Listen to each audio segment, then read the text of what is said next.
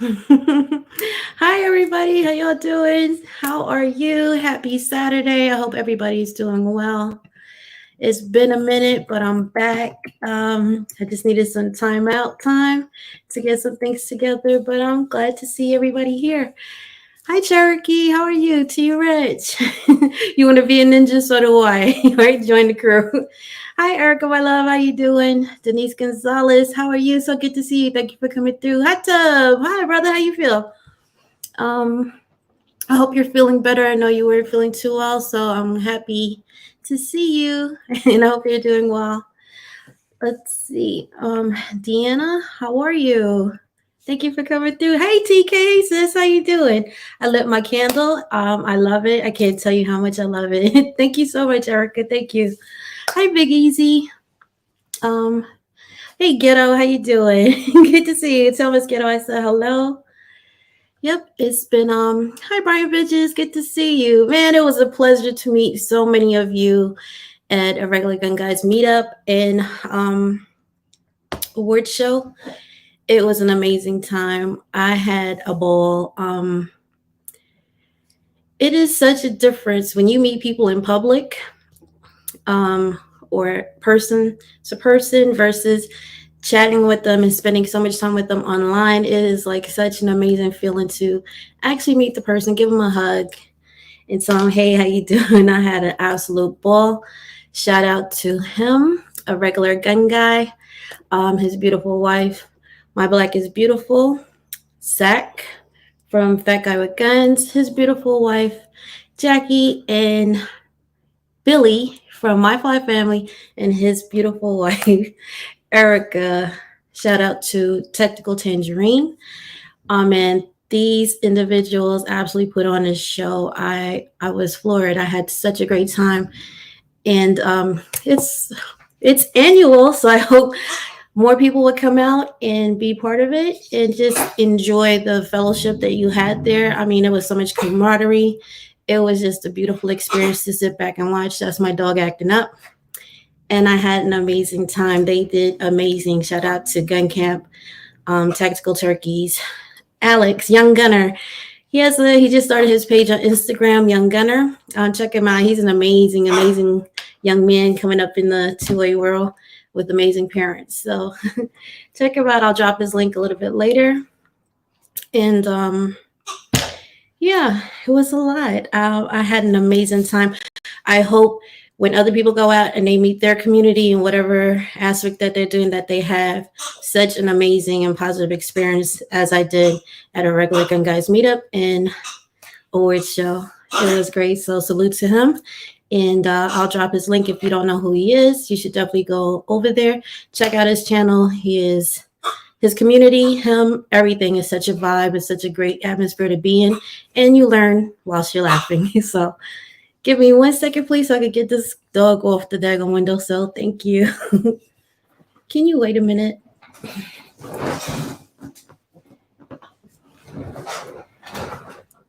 And I'm back. Let's see.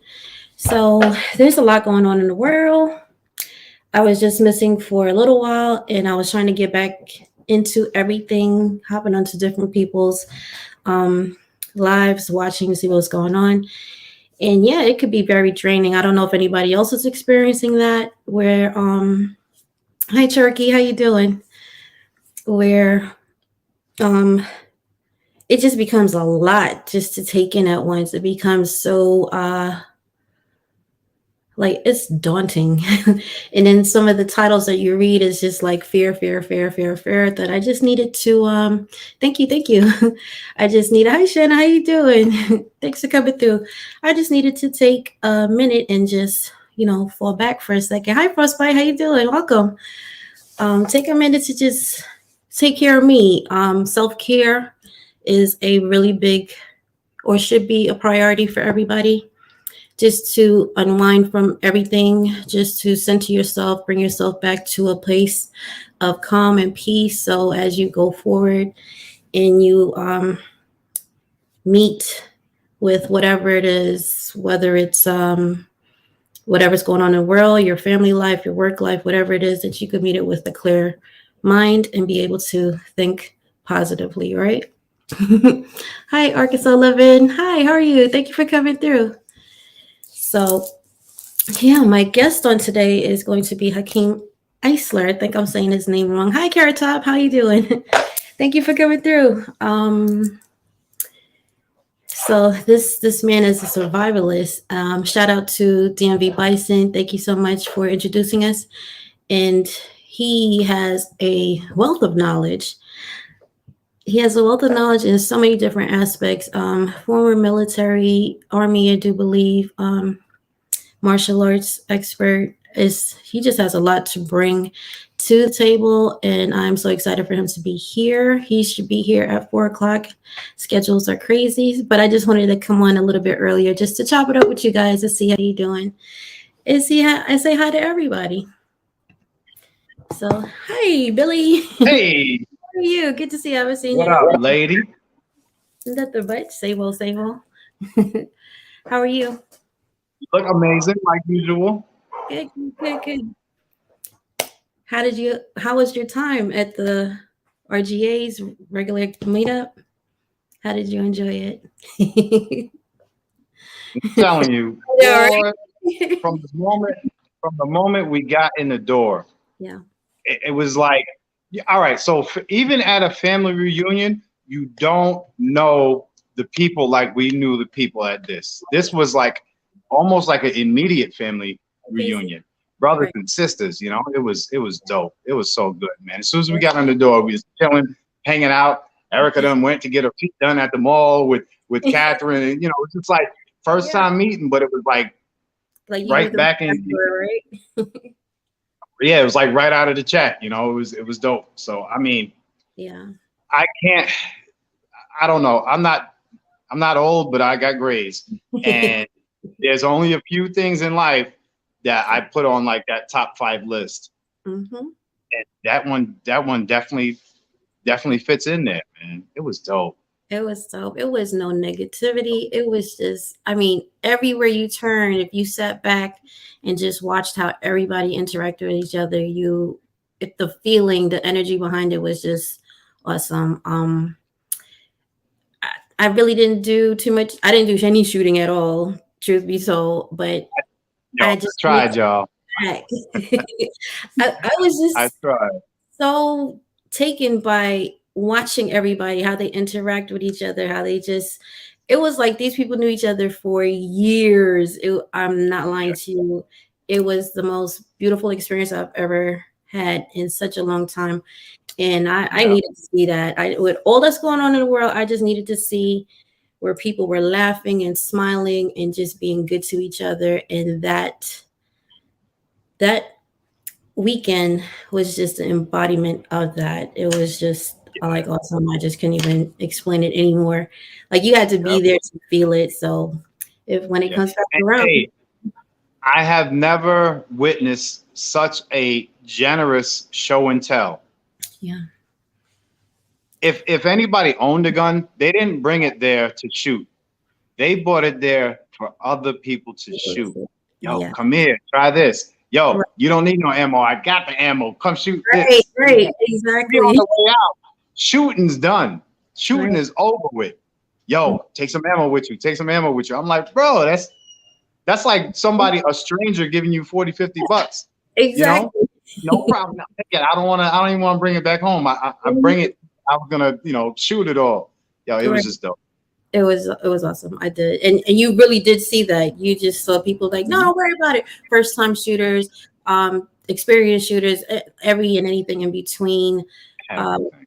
Down to people having little issues, like problem solving. Everything that came around that whole Look, experience was just amazing. that lady right there, Look, the problem solver. Man, I'm shout out talking about anything that popped up. Carbon was right on it. Let's go. Let's fix it. Let's get it out of the way. That was dope. teamwork. Teamwork makes the dream work all the time. Shout out to my Praises to you. to you guys. You guys did an amazing job. You and Zach and RGG really put on an amazing show. And Tactical Tangerine, definitely. You guys, wow. You know, the energy, the it just worked. I can't. It's It sometimes worked. so hard to explain and experience, and that's what this was. It like you just had to be there to understand like how dope it was. Just so dope to see people happy for once. Like no negativity. That's all I can say to you. It was just an amazing time. I really enjoyed myself from the time I got off of that plane to the hotel. As soon as you walked in, it was, go, go, go, go, go. And it was worth every minute of it because it was an Yeah. amazing event. And I hope more people come out to it. So if you are not following him, which is a regular gun guy, I'm going to drop his link in the chat. I think I got to do it by my phone. In the chat, and you guys can go check it out. If you're not following my Flat Family, Billy, I'm gonna drop his, and Zach, I guess, is with family time. So when he Mm. gets in here, I'll also be dropping his link because he's also an amazing individual. And shout out to the wives that held it down. Big Oh yeah. support, man. You guys rock. You guys are like really dope individuals because you just, you jumped in and helped out whenever that was needed. So I appreciate y'all and thank you. Oh, shout out to Yep. Cousin and Toy for also helping out and Oh yeah. being, Yeah. Yep. yeah. Toy was on it. Cuzzo. Oh man, he's the man. He's super He's the dope. man. Yes, absolutely. TK said So energy was definitely amazing with y'all. Absolutely. I enjoyed meeting you, TK. You are just like good energy all the way around. TK boy, she killed that dress. Yes. Did I she? know that dress. I heard about that dress. Yes. So TK killed it. That was nice. um, Very. who that babe? Ooh. Oh my gosh, who that babe Hey, was can we do gorgeous. a shameless plug real quick? Absolutely. Congratulations, Who Dat Babe just hit 500. Yes. She's celebrating tomorrow Mhm. at 7 Eastern time, if I'm right. Um, Absolutely.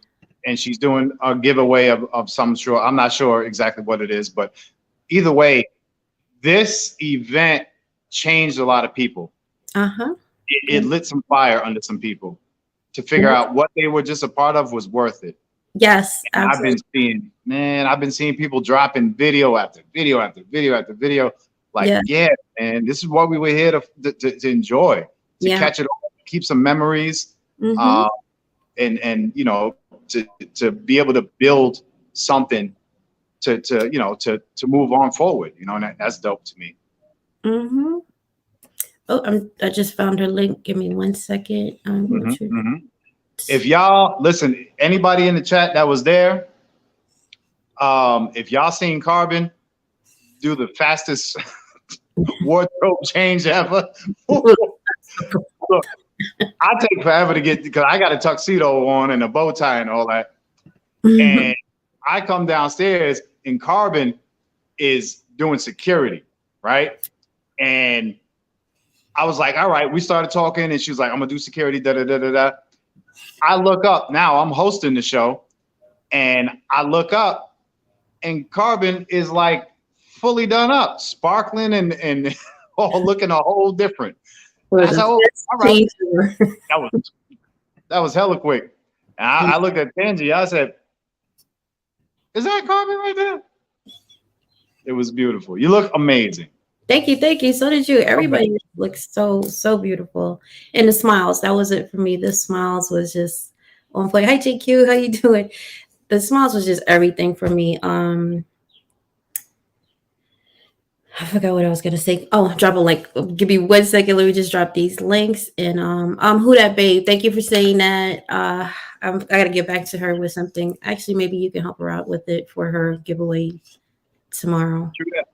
Yeah. Did she hit you up? Yes, I actually spoke to her yesterday. Through Instagram, and yeah, she just needed All right. help Yeah, with. she's doing good, man. She's moving forward. She's doing what she's supposed to on that level.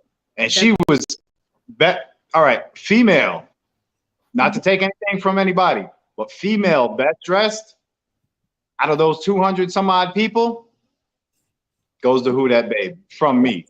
I mean, from head to toe, she was She like, killed it. And she made it. yes. Oh, can you say it again? she made it, made right? it She made it. It was straight beautiful. up. Such a beautiful presence, and the way she carried it, it was just stunning. I enjoyed her. Yeah. Talk about Tactical Tangerine, the dresses. Yes, ma'am, come The, through. the yellow one was my favorite. Yes. That I was like dope. the green. I like I the like green. that. Yeah. But yeah, Tangerine boy, she did three or four different outfits. Do believe I lost count. I'm not like I think it was three or four, but she came out like wow, just you just could not take your eyes off of her. She's Boom. just using Take her me. energy. Take Yeah. me as I am. Hmm. And believe me, y'all, if y'all were there, I am I am experienced on stage. And I did I shouldn't even be saying this on this platform, but I used to do stand-up comedy in New York. So as far as dealing with the crowd and manipulating what I'm doing and feeling people out and all that, it's been a while, but I knew when Tangi came out, I had to take her down, boy. I was like, shoot, girl, slow it down. I'm trying to, you got to get up to the same level and all that. She was skyrocketing right away. Definitely, she did. Such a tiny little package with a big, beautiful personality and vibe. Like you cannot understand it until you actually meet her and feel that energy. She's amazing. So shout out to her as well. Shout out to Erica, like my tag team partner right there. Erica was That's amazing. Yeah, she yo, definitely is a what do you call it? In a ride or pinch. die. Listen, ride or die in a pinch. She's gonna take it on and do her thing. Hi SKM, how you doing? Yeah, she's definitely a writer. I got yelled at. Like I don't wait, know why. Remember? what's new? We were going through. So we had the segment. Me and Carbon and Zach and Lito had worked on the the order of operations, and we had not noticeably skipped over one category, and we were going to get back to it. Mhm. Something with the DJ happened. I don't know what it was. And in the midst of me saying the next category is, my wife was like, no, in front of 200 people. No. I was like, no, what? You know what? It must have been my fault because I was like, Erica, just stick to this. Whatever this says, roll with it. That's all she needed to know, and she rolled with it. But it It was was good. absolutely shout out to The everybody whole, that took part in the it. whole thing, man. Yeah. Everything. The fun. Black Point Dexter. Black Plain Dexter, he's always like from the outfit. Okay, I don't even want to call that an outfit. From the fit, that's what you call that. It. Oh my gosh, top to bottom, he was amazing. All the way. All the way, he was underage. Hi, Erica. How you doing? Hi. So let me apologize. I want to apologize for No. yelling at you in front of everybody. No. The DJ couldn't keep up. I know it. So that's the only reason. That's So all right. Carby, you was amazing. Oh, Amazing. you You held did. We was a good team. good I think team. everybody worked well with each other. Absolutely. Shout out to my Black is Beautiful. Came in there, Yes. burned it up inside that the area, seating area, the decorations, everything. Like she did an amazing job. She did. Shout out to her. Like she had a lot on her plate, but she handled that really well. So absolutely shout out to her. It was 3 of us, 4 of us, 5 of us. It just got bigger and bigger, and everybody just did whatever they can to make that happen. So yeah. Shout out. Hi Rush Hour, how you doing? Rush Hour, where you been, brother? Yep. Shout out to all the winners and all of the sponsors. Thank y'all so much. Thank y'all for just being part of this amazing event that happened and just making it just what it was. Like you had to. There are history in the making. right. Absolutely. That's exactly what it was. There are videos and a lot of pictures. Hop onto a regular gun guy's Instagram and his YouTube, and I'm sorry, I still have a little bit of this what was is kicking my butt. But hop onto his channels and you will be able to see a lot of it, or hashtag RGAs, a regular gun meetup, and you will see a lot of stuff on there that you missed out. Yep. Be part of next year.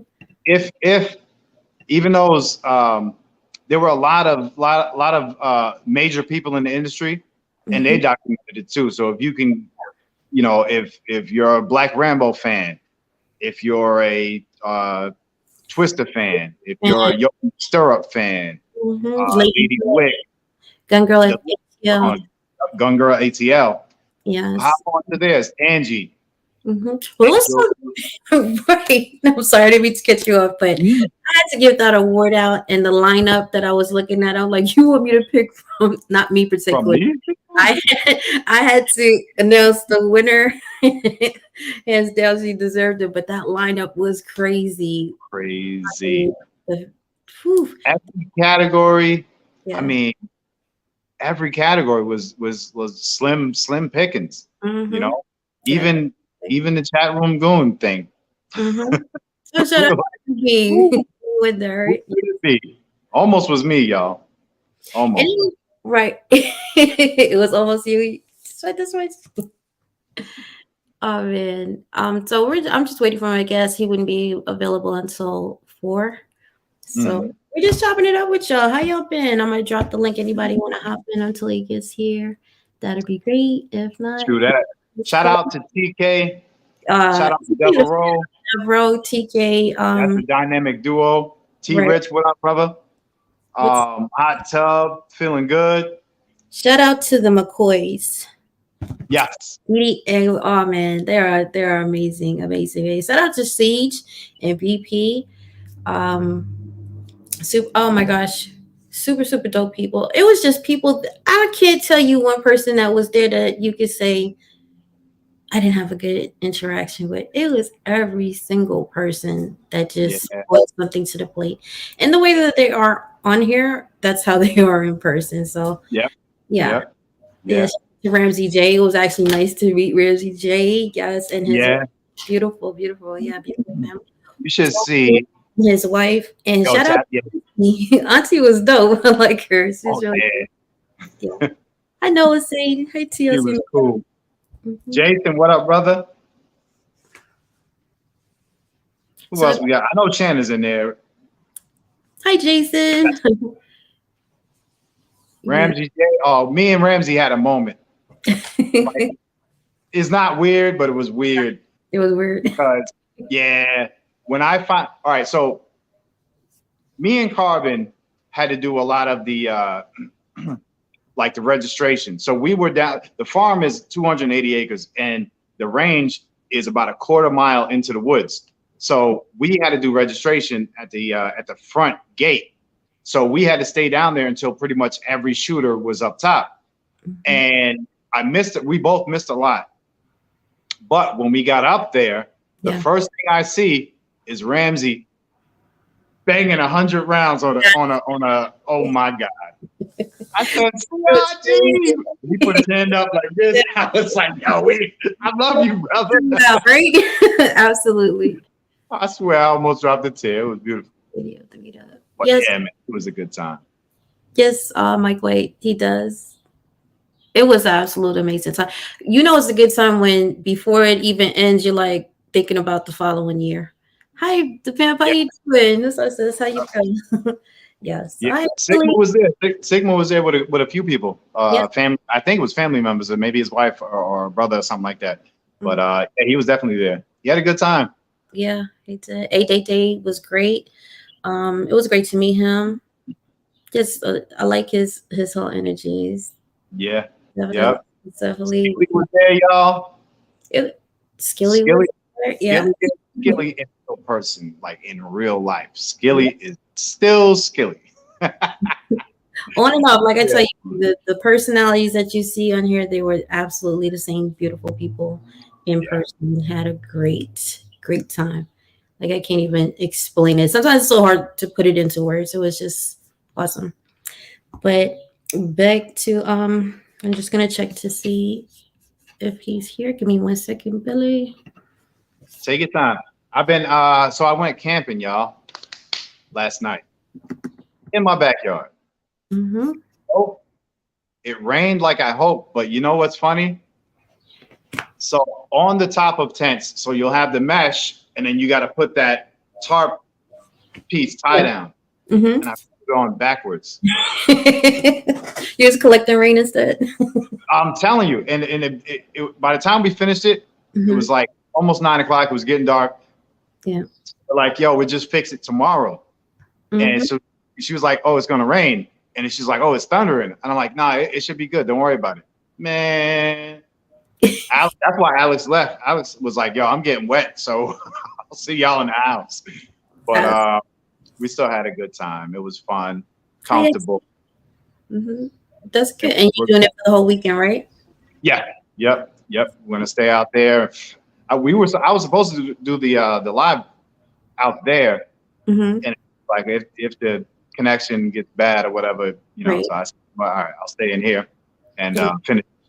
But after that, we're gonna cook it up, barbecue a little bit, play some music, enjoy, right? and disconnect, stay outside, and you know, rejuvenate.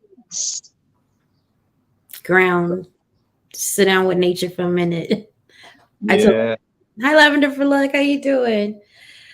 I had to do that. I had to take a moment and just get my life together. Hey, so my guest is here. You guys ready?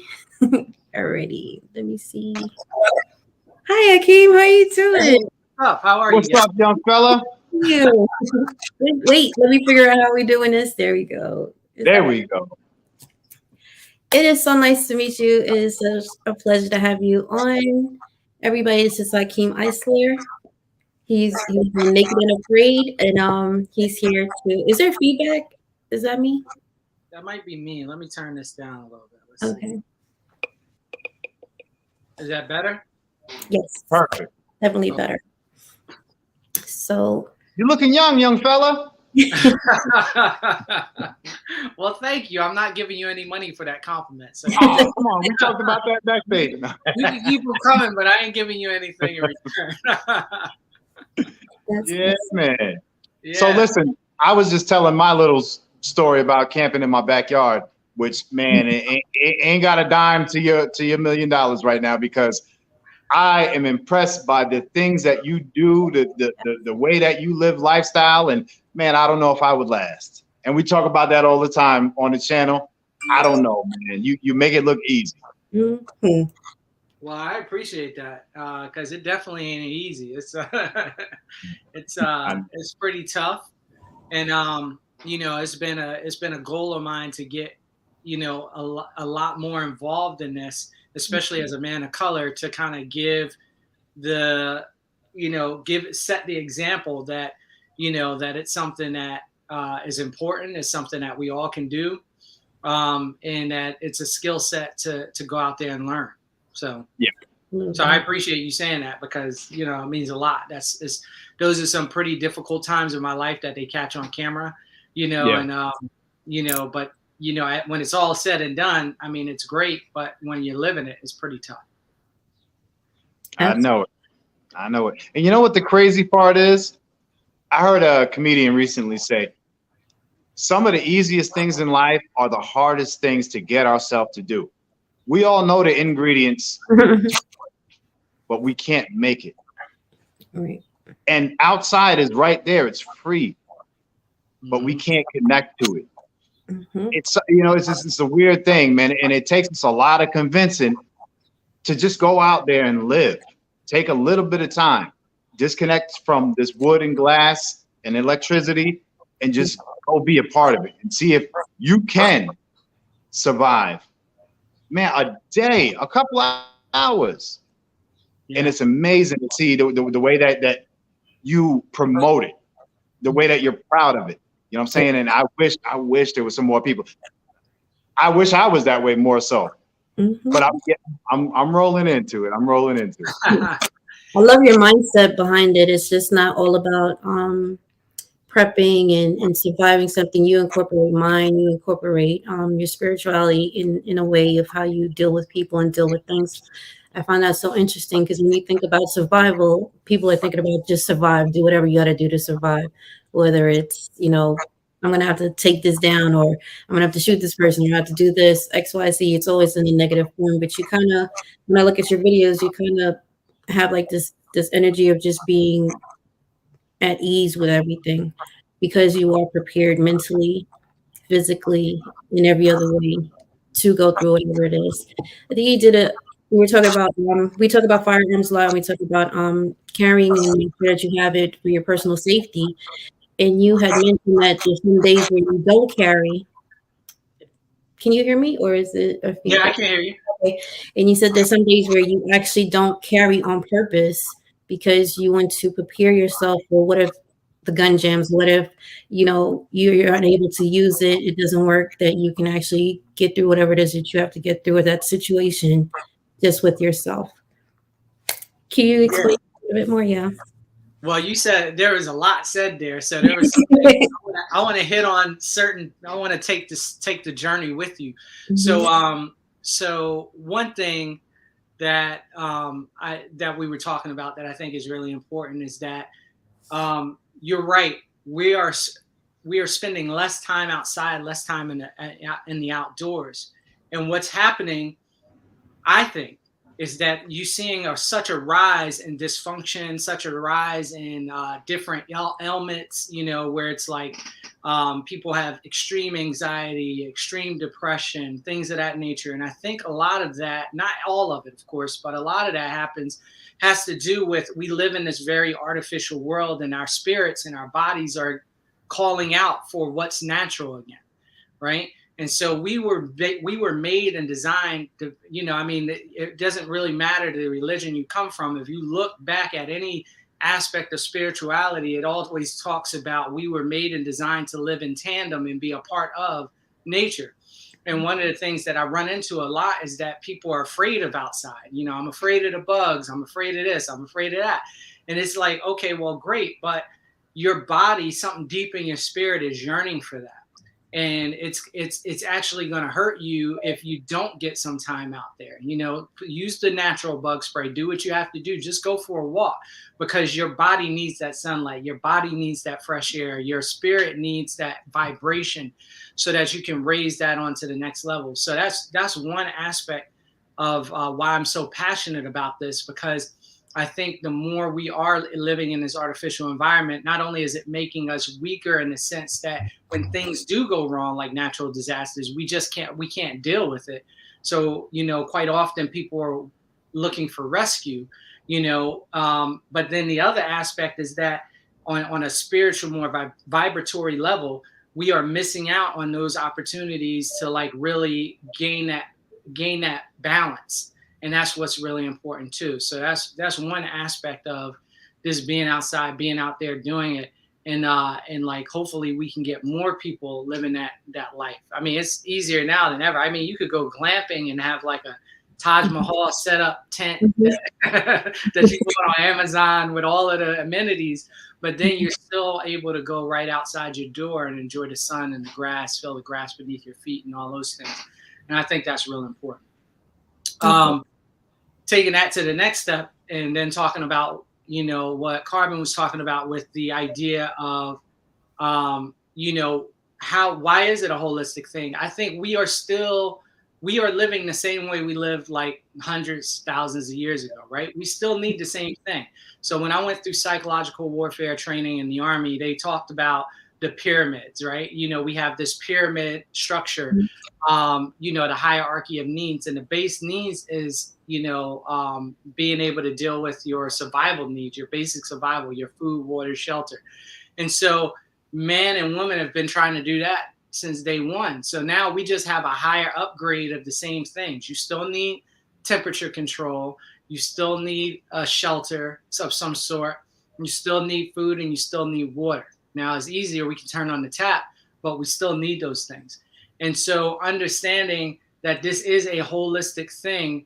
And also you need socialization. A lot of people, when they talk about the hierarchy of needs, or they talk about the law of threes, three minutes without air, 3 days without water, all that stuff, they forget socialization, right? So there's very special people who can live as hermits, but the rest of us are just normal. We need human connection, you know. And I like that scene on Castaway where he's talking with like his little ball or whatever, and the paint on there, because I think that's real. I think we yearn for that connection with other people, and so even understanding that it's a holistic thing. The people you hang around, the knowledge you have, the knowledge you apply, the your ability to get outside and connect with the world, all that stuff is a part of your overall survival, whether we choose to accept it or not. And when those things are out of balance, then we find ourselves going to the doctor and getting prescriptions of like, you need sunlight, which is crazy as hell, but people are getting that nowadays. It's like they go to the doctor and, yeah, you just need to be getting some of that sunlight. You know, I need you to stop and breathe and get some air. Like when would we have ever thought that would be a prescription that a doctor would tell you that's what you need to do? That's crazy, you know, but we're there now, you know? And so we need to, you know, help rise each other up in that way. And now moving on to the third question, I think I hit the two, which is the pistol stuff. So I had this debate one time with a special forces buddy of mine, and he carries his pistol everywhere. And I don't. Sometimes I carry, sometimes I don't.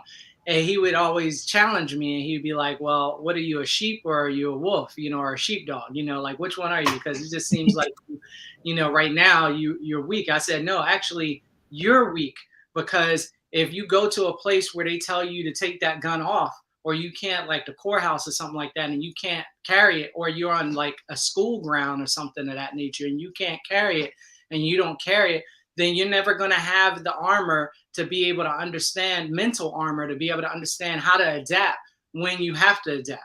So when I'm not carrying, it forces me to think, okay, what other ways can I solve a problem if somebody walked in right now shooting up this place? If somebody tried to stab me, if somebody tried to do this, and I didn't have my gun where I can't create distance and pull out and then, you know, draw down an index and take out the target.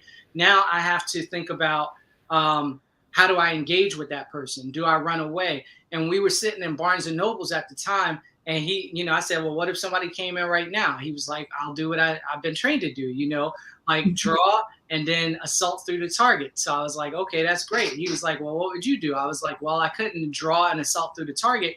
So I would run to the furthest corner. First, I would try to hit that exit in the back that I've already scoped out when I walked in here, because I was already thinking about an escape plan. Secondly, if I couldn't get to that, now I'm going to go to this corner back here and I'm going to start putting like books inside my clothing to kind of give me some sort of ballistic shielding. And then I'm going to be looking at what type of plan I have from there. Maybe I'll take the fire extinguisher off the wall, try to create a little chaos in one area while I'm trying to escape out the other. But I had a whole game plan in my mind, and his was, I'm going to try to fight this guy toe to toe.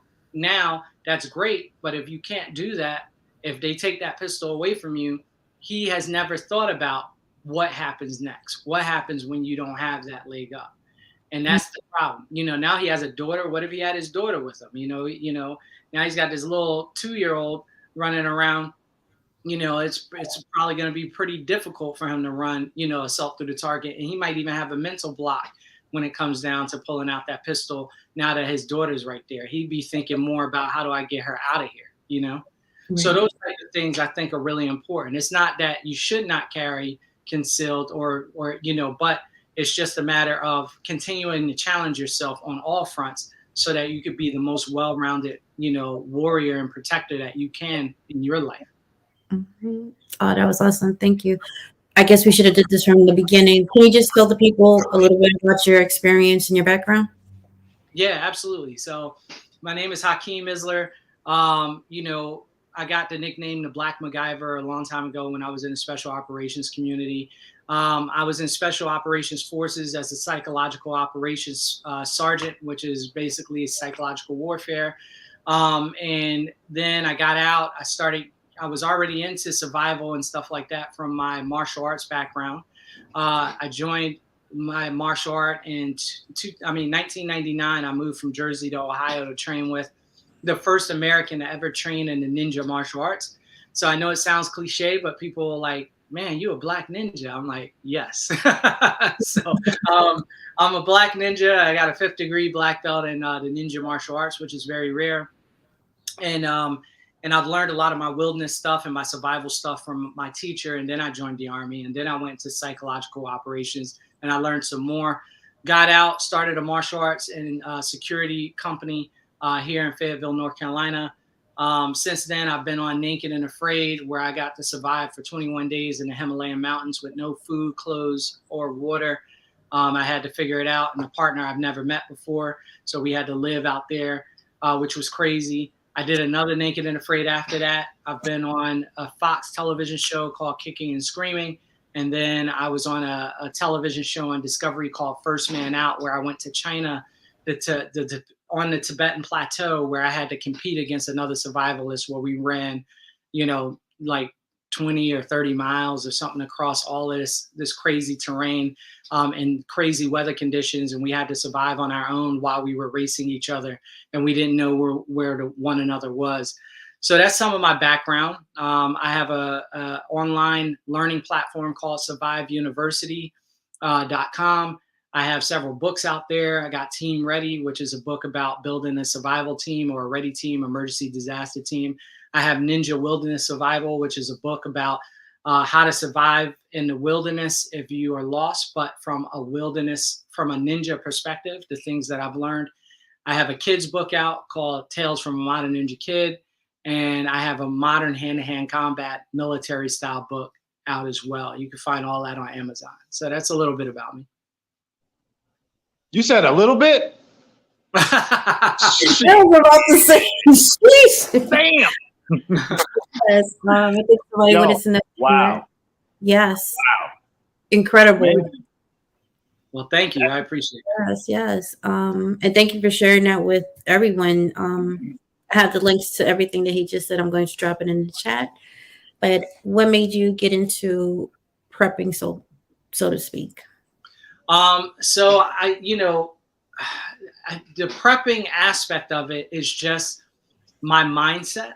So my mindset is about, like, again, going to other countries. So being psychological operations and being in the military, our job is to persuade, change, and influence the hearts and minds of a foreign target audience. So we're like these high-speed marketers almost, right? So, but we market whatever the product is that the government tells us that we need to be doing in that particular community.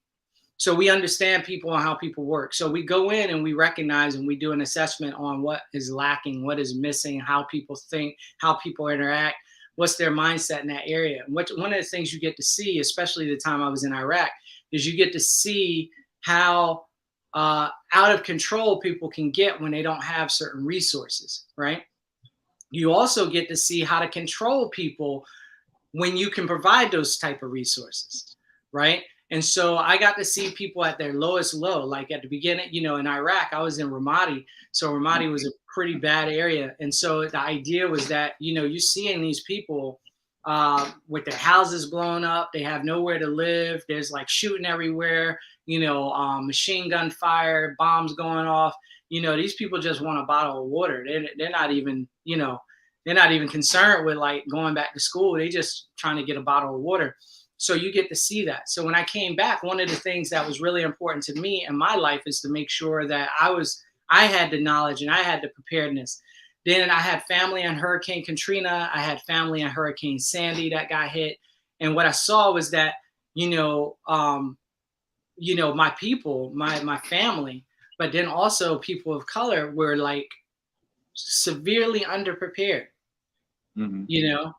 waiting on rooftops for somebody to rescue them, waiting for bottles of water. It was like I was at war all over again, seeing the whole thing. But it was, instead of it being like a physical country that came in and was fighting, it was like just a natural disaster came and hit. And I was like, I got these skills. I know how to do this. And so I started to dive a little bit deeper into that. Now, the other thing I didn't mention was that I'm an honor graduate of Executive Protection School, which is bodyguard school. So I had gone to bodyguard school, and part of that is preparing for any eventuality to keep your person that you're protecting safe and their family. So I was like, I have these skills. I understand how the mind works. I understand how to be prepared for other people. Now I need to understand how to get that all together in a way that I can get that knowledge out there to people so that they can also be prepared and be ready.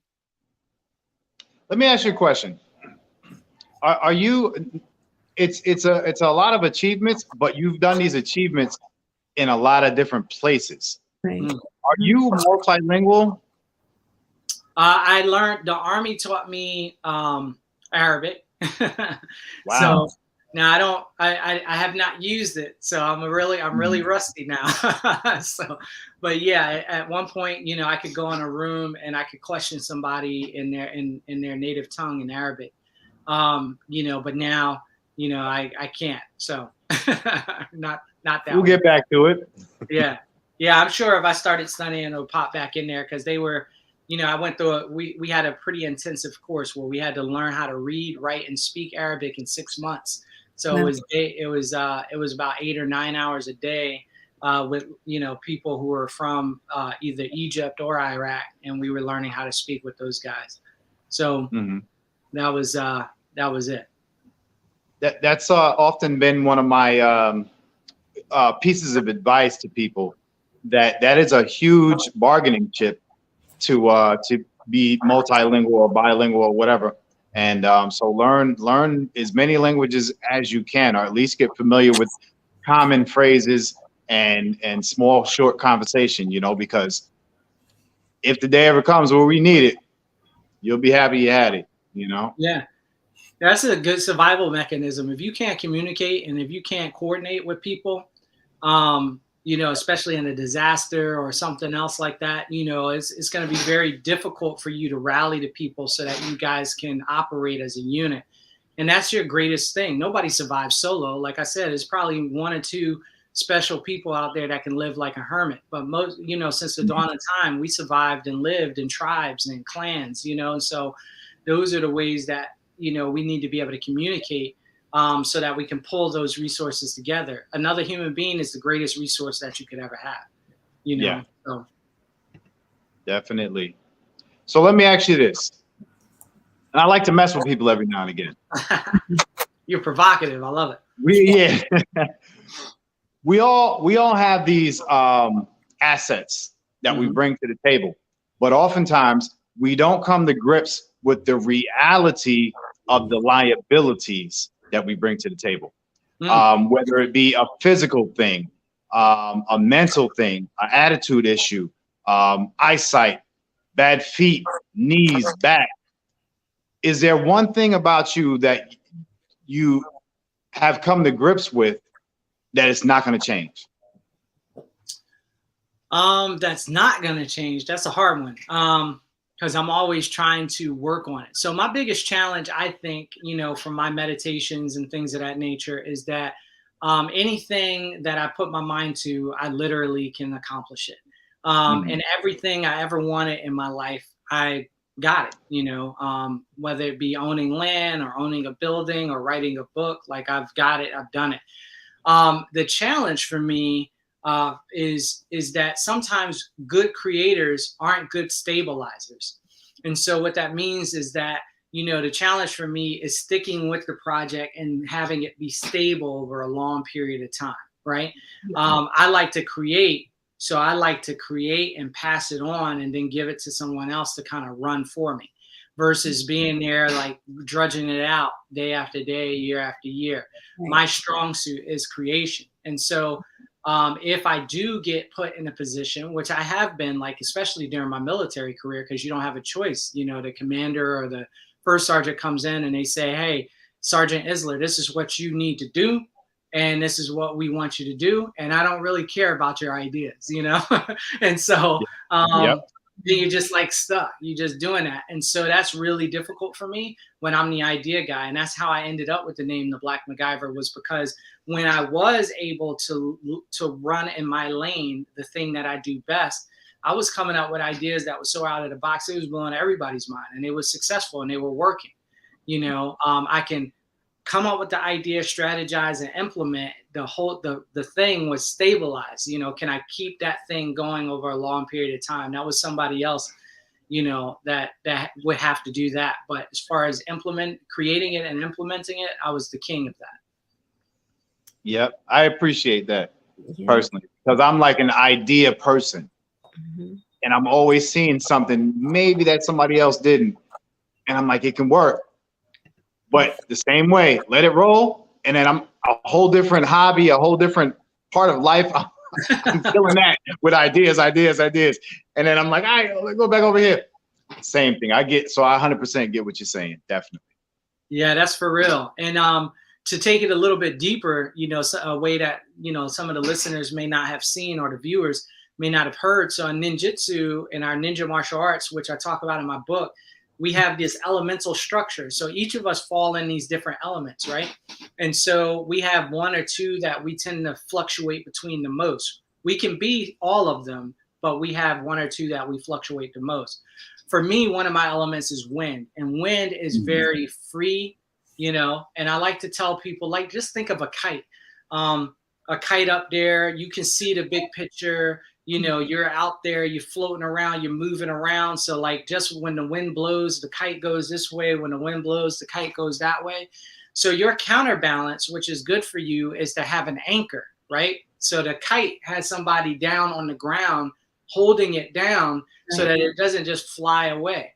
So if you just a kite with no tether, then you can be your worst enemy. If you're a kite and you have something that tethers you, someone who is an earth mentality, who likes stability, who likes that structure, then that's a perfect balance. So being able to first figure out what element you are, and then trying to find something or someone that can balance that out is going to be something that really helps you explore and grow to your fullest potential. Yep. You hear that, babe? You're my tether. That's dope, though, man. Like, you just better be down here when it's time to go out, or I'm gonna cut you loose. You're gonna float away. Exactly. You gotta go. Yeah, man. So what I do. Now, sorry. Go ahead, Billy, because mine is gonna take a long time. I want to talk about. I was just gonna ask about the firearm. Is it more of a survival thing, or is it more of a hobby and interest? Oh, the firearms thing, I would say it's more of a survival. I mean, I love shooting. My friend has a range. I'm building a range out on my property. It's fun.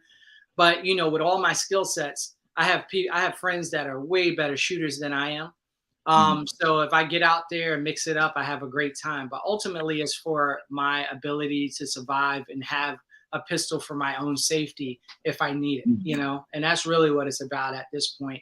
I'm not competing or anything. I got friends that compete. I used to compete, but I don't compete anymore. And so that's what it is for me. Good. I tell you, I try to come up with plenty of reasons why it's for survival. So like number 20, 30 something, I'm like, sweetie, we need it. Like, it's necessary. Super necessary. Yeah, I got 2 Glocks, a Mossberg shotgun, and that's pretty much it. And then I got an AR actually, and so I might get an AK, and then that's it. That's all for me, and that's just because those. See, let me stop you now. What you got? He said I might get an AK. And then the week after you get that AK, I might get me another Beretta. I hear that good. Man, you're going to be shaking and itching just like me, man. That's give you a couple months. I've had the same 4 pistols for a long time now. I mean, 2 rifles, or a shotgun rifle and 2 pistols. But, so yeah, I'll shoot all my friends because they buy a bunch of stuff. But me, I'm just like, I got it because, those are very prevalent. And if things did, for whatever reason, I can't see a future where it completely hits the fan, but if it does hit the fan, those are going to be the things that you come across the most. That's right. So that's awesome. So somebody did ask, where is your training center located? Say that one more time. Where's your training center located, or do you have a training center? Oh yeah. My facility is in Fayetteville, North Carolina, just outside of Fort Bragg. Okay. Who's your partner? Yeah. And then I have 95 acres of land that we do like outdoor classes and wilderness survival stuff on as well. Okay. So speaking on that, can you tell me about the Ready Expo? Oh yeah. So yes. So the Ready Expo is an event that I'm putting together with 2 of my friends who own land just outside of Atlanta in a place called Villa Rica, Georgia. And they are their ranch is called the Sunset Ranch. And one of the things that I really wanted to do was I wanted to promote more diversity in the space of survival, right? There's like, I go around and I do a lot of shows and everybody's really great, but it's there's very little diversity at these events.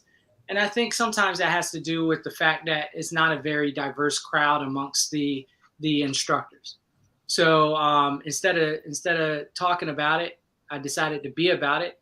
And I decided to say, hey, you know what? I'm going to create an event that brings everybody together, Asians and Latino and this and that, whatever you got. I want everybody to be there, mixing it up, learning these skill sets, growing, learning how to farm, learning how to start a garden, learning how to do close quarters combat to protect your home, learning how to do fly drones as a way to survey your area so that, if a disaster happened or something, if you started your ready team, how to build a ready team, how to build a tiny home, how to take a shipping container and turn it into a home. We got people doing that. We got herbalists coming out there to teach you all about herbal medicine and how to preserve food. We got financial people out there coming out there to teach you how to get your credit right so that you can purchase land, so that you can have financial freedom and generational wealth.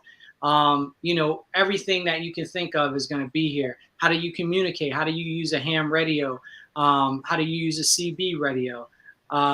Everything you can think of. Solar power. We got somebody teaching solar power. So all those different things are going to be the things that we're going to cover at the Ready Expo. Is October 7th through the 9th.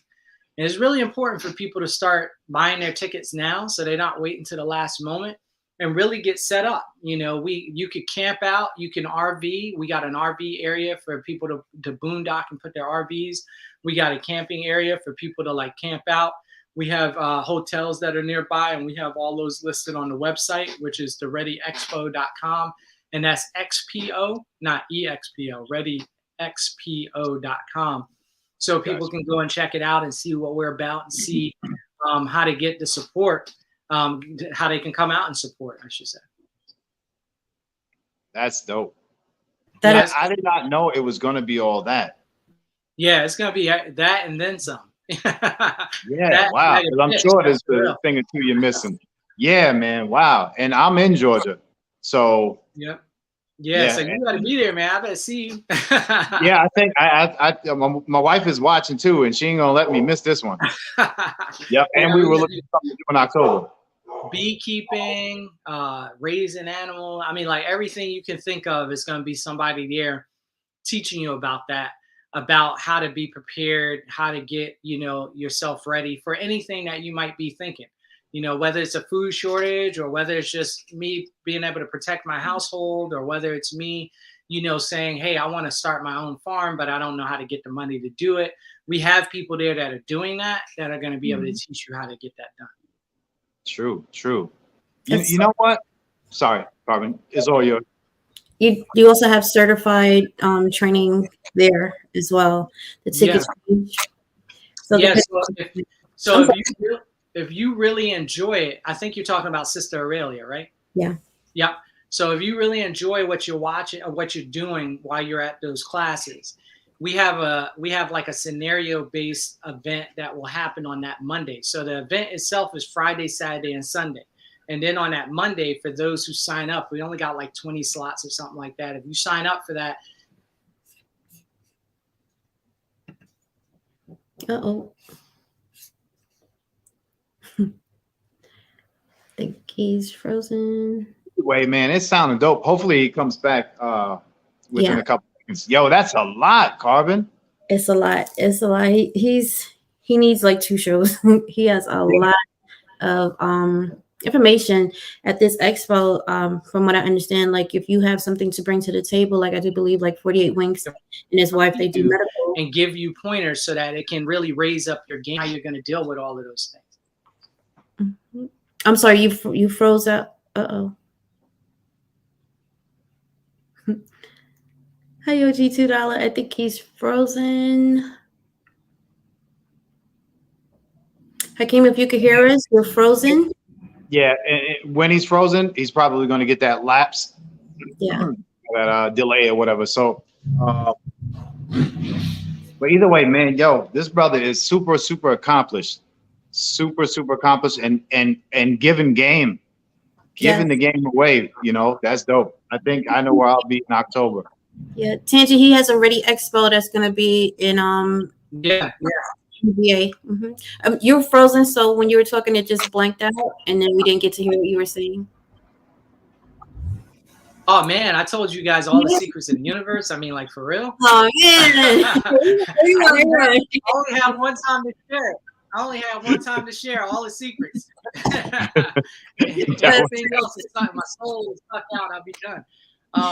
So let me hit that real quick. So Sister Aurelia, she's worked every natural disaster, Haiti, Hurricane Maria, Hurricane Sandy, Hurricane Katrina. She's been everywhere. She's one of the foremost experts on how to survive natural disasters. And what she's going to do is first you come for the whole week, and then you stay and you learn all the classes. Then you also might have your own game plan on how you plan to survive your natural disaster. She's going to run you through a series of scenarios to see how you think about those scenarios. Then she's going to tell you based on the newest, most up-to-date information that she has, that she's learned over her years. This is how you need to, actually that was okay, but you need to tweak it in this way, because what if this thing happens, or this is how the emergency response system deals with this particular issue. So if you were planning on to get over to the other side of town, they stop you at a checkpoint and not let you go. So you need another way to deal with that. She's basically break down the whole thing. She's going to teach you. She's going to show you. She's going to help you fortify your own game plan for you and your family. And you and your whole family could come. It could be you and your wife and your kids, or you and your husband and your kids, or just you and your husband, whatever. It could, you could be as an individual or as a whole family. She's going to take you all, and she's going to teach you the ins and outs on how to really deal with this type of stuff. That leads me to another question. As far as the people around you, the immediate people, is there a family, like any young ones or dependents? I think he's frozen. Oh, for me personally, yeah, I got 2 dogs, so they got their own little survival bag. Yeah, that's like for real, bro, so low. I make it for real. We walk around our neighborhood. They got their little bag on. It's got their water in it. It's got their little food bars.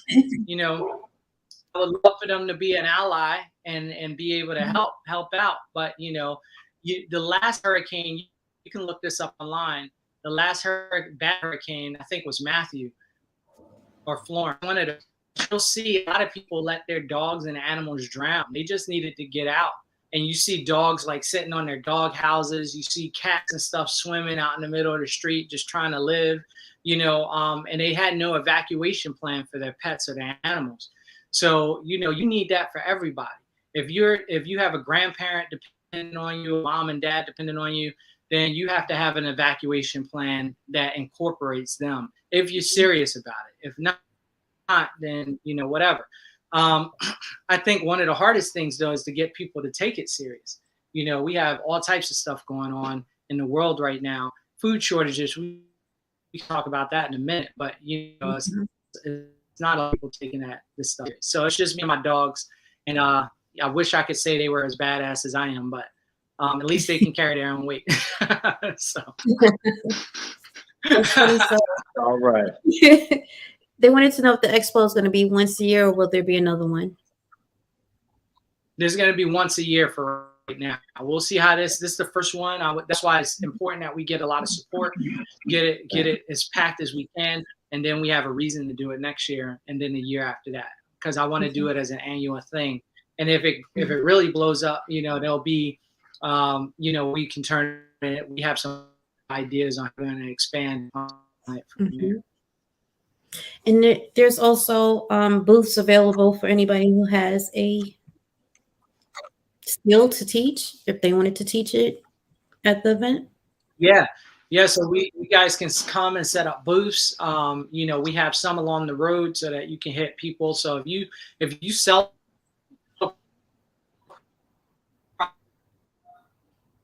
Uh-oh. Do you think if he drops out and come back Whatever in, skill you have or whatever product. I Yeah, I can't think hear so. us. Say that one Yeah. more time. Can you can you drop out and come back in? Maybe it'll clear it up because it keeps freezing you, and we don't get to hear anything that you're saying. And you should see the faces that you get Yeah. frozen on, brother. Like that one. He's frozen. I'm just playing. I'm just playing. I'm just playing. So, Your Tiger, hair looks beautiful. thank you, thank you. Tiger, I do believe the tickets range between $5 and $150. So I think you got to figure out where you fit in between that if you do, wanted to go. Tangy, go. Tangi, I think you would love it. Yeah, Yeah, absolutely. I'll be there. You might be able to, honestly, All right. set up a booth. Okay. Hakim, did you hear what we said a minute ago? No, I was missing you guys. My computer had switched to somebody else's Wi-Fi, and that was what the problem was. Oh, okay. Oh, okay. Okay, good. Mhm. What was the question? The booths. People can, if they have a skill that they want to bring to it, they can actually rent a booth or have a booth set up Yeah, at they the have the expo. skill. They can come. They can rent a booth. They can pay for it right now online at thereadyexpo.com. And that way, if whether you're making homemade soap or you're making some sort of remedy or you teach a certain martial art or some other skill set that you think is important for people, financial, all that stuff, I tell people, survival is all of that. You know what I'm saying? It's financial literacy, that's survival, because that's the currency that's about the currency at a time. Whether it's about fortifying your house, whether it's about food stores, whether it's about, water stores or route planning on how to get out of town if something goes bad or how to keep your kids safe while they're at school. Regardless, it's all survival. So if you have any skills in those areas or anything that we have listed on the website, as chances are you're going to have, something that you're doing is going to fall in one of those categories. We want you there so that you can share and we can hear your voice. And we can raise up unified with everyone's voice working together. So, Very, very good. Yes. You're gonna see me. You're gonna see me. I don't think I'm gonna miss this one at all. So do you, Yes, do you have sir. issues for parents who have special needs children at the event? That's a great question. We've addressed it and we started looking at it. We're not sure because that spectrum is so broad. So it's like what type of needs would this particular individual need that another one doesn't. So we're trying to figure out what we feel is the best thing, what we feel are the best things for us to really focus on. We may not be able to accommodate everybody, but we're going to try. Okay. And speaking of children, you also have Soil Foundation. Yeah. Oh, speaking of children there too, children can come because we're going to have little animals and stuff for them to pet, like, like cows and sheep, chicken, and, all that cool stuff. And we're going to have, a lot of stuff going on. So your children can come. They're more than welcome. And what you were talking about was the Soil Foundation, which is my nonprofit organization where I teach wilderness therapy, or I have a wilderness therapy organization. So that's where my 95 acres comes in at. We get people out in nature, get them out of, the chaos of their lives, give them a chance to learn new skills like how to build a fire from scratch, how to build a shelter. We were teaching last weekend out there.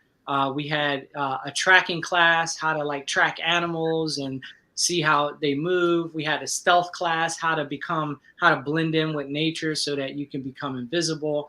We had we taught so many things. We had a fire class. We had a trap making class. So if you needed to primitively trap an animal so that you can eat, we had that going on. So, it was all types of stuff we had going on. That's dope. That's awesome. And it's crazy. We have this channel is like a clash of survival. So you have survivaling, prepping, canning, 2A firearm stuff, and it all kind of lands on this channel. If everybody, only because I'm kind of flimsy myself, throw a fire emoji in the chat. If you can go outside right now and start a fire, I ain't talking about with no lighter, I'm talking about with no gas or some kind of accelerant, like actually primitively start a fire. And I don't know if my phone is behind, but I don't see no. Here's an even better question. You'll be surprised. We do a 10-minute fire challenge test. We give you one match, and you're surrounded by forest, right? We give you one match in 10 minutes, and we say, make a sustained fire that can last for 2 minutes with this one match. So the minute your fire starts, it has to last for 2 minutes, and you cannot add anything else. Whatever you have when you start that fire is what you have. And you will be amazed, probably 95% of the time that I do that, about 95% of the class actually does not accomplish that task. Yeah. Yeah. And so even with a match, people they think it's easy, but, like you said, without an accelerant where I can put some charcoal with some lighter fluid on there, people have no idea how to gather the proper materials, prepare the proper materials, and set them up in a way that you'll be able to start that fire. And, it's stuff like that. Watch a show on television, they say, oh, I'm ready, I know how to do this. And it's like, no, you don't know unless you actually do, unless you're out there doing it. You don't have to do it all the time, but just get comfortable with the idea of what it takes to actually make that happen. Understand the process and how to implement it, Mm-hmm. Yeah, because it ain't easy. It ain't easy when I got everything I need. Yeah, I got magnifying glass. If you say no accelerant, does the magnifying glass count? You can do that. That also is hard. Yeah. Because you still need to have all the proper materials, because once you start it, you have to sustain it for 2 minutes. And so that's also difficult, and the conditions have to be right for your magnifying glass. What if it's a cloudy day? What if, all those different things are part of the equation, so you have to have multiple ways to start fire and multiple ways of understanding. That's probably one of the most empowering things you can do. Not only does it feel like magic, but, it also is super empowering, Yeah. And it's super important. The few simple things in survival that are important way beyond others is drinkable water and fire. Mm-hmm. And I'm sorry. It's just so amazing that so many of us are honestly lacking, and never been put to the challenge. Mm-hmm. We get these things that we'll put in our pocket, in our bug out bags or whatever. But we haven't been put to the challenge yet. So we don't know how the hell we're gonna do. Yeah, and that's why the Ready Expo is important, because then you get to come out. It's a comfortable environment. I mean, this 25 acres that we're gonna be on is beautiful. They got like a lake. They got like everything you could imagine. Is just a beautiful place. Mm-hmm. So you're not gonna be uncomfortable. We're not gonna be way back in the cut somewhere hitting out. There's gonna be animals running around. They got an event space on the property that's absolutely beautiful. So people will be comfortable, and they can learn those skills, in a comfortable environment, would allow them to focus more. It's hard to focus if you butt naked on the side of the Himalayan mountain trying to survive with somebody you never met. That's a tough day to focus, right? Stop flossing. You're flossing right now. But if you, it's easier to focus if you're somewhere where it's comfortable. Everybody is comfortable. You guys are all there for the same skill sets to learn the same skill, and then you can get down and get it done. So definitely. That is awesome. It's so crazy that when you were naked and afraid, the young girl, I forgot her name, your partner, she drank the water that made her sick, even after you told her, I don't think you should do it. And she drank it anyway. So I was just thinking to myself, like, that it's not a good move, but maybe because she didn't have her bearings from dehydration,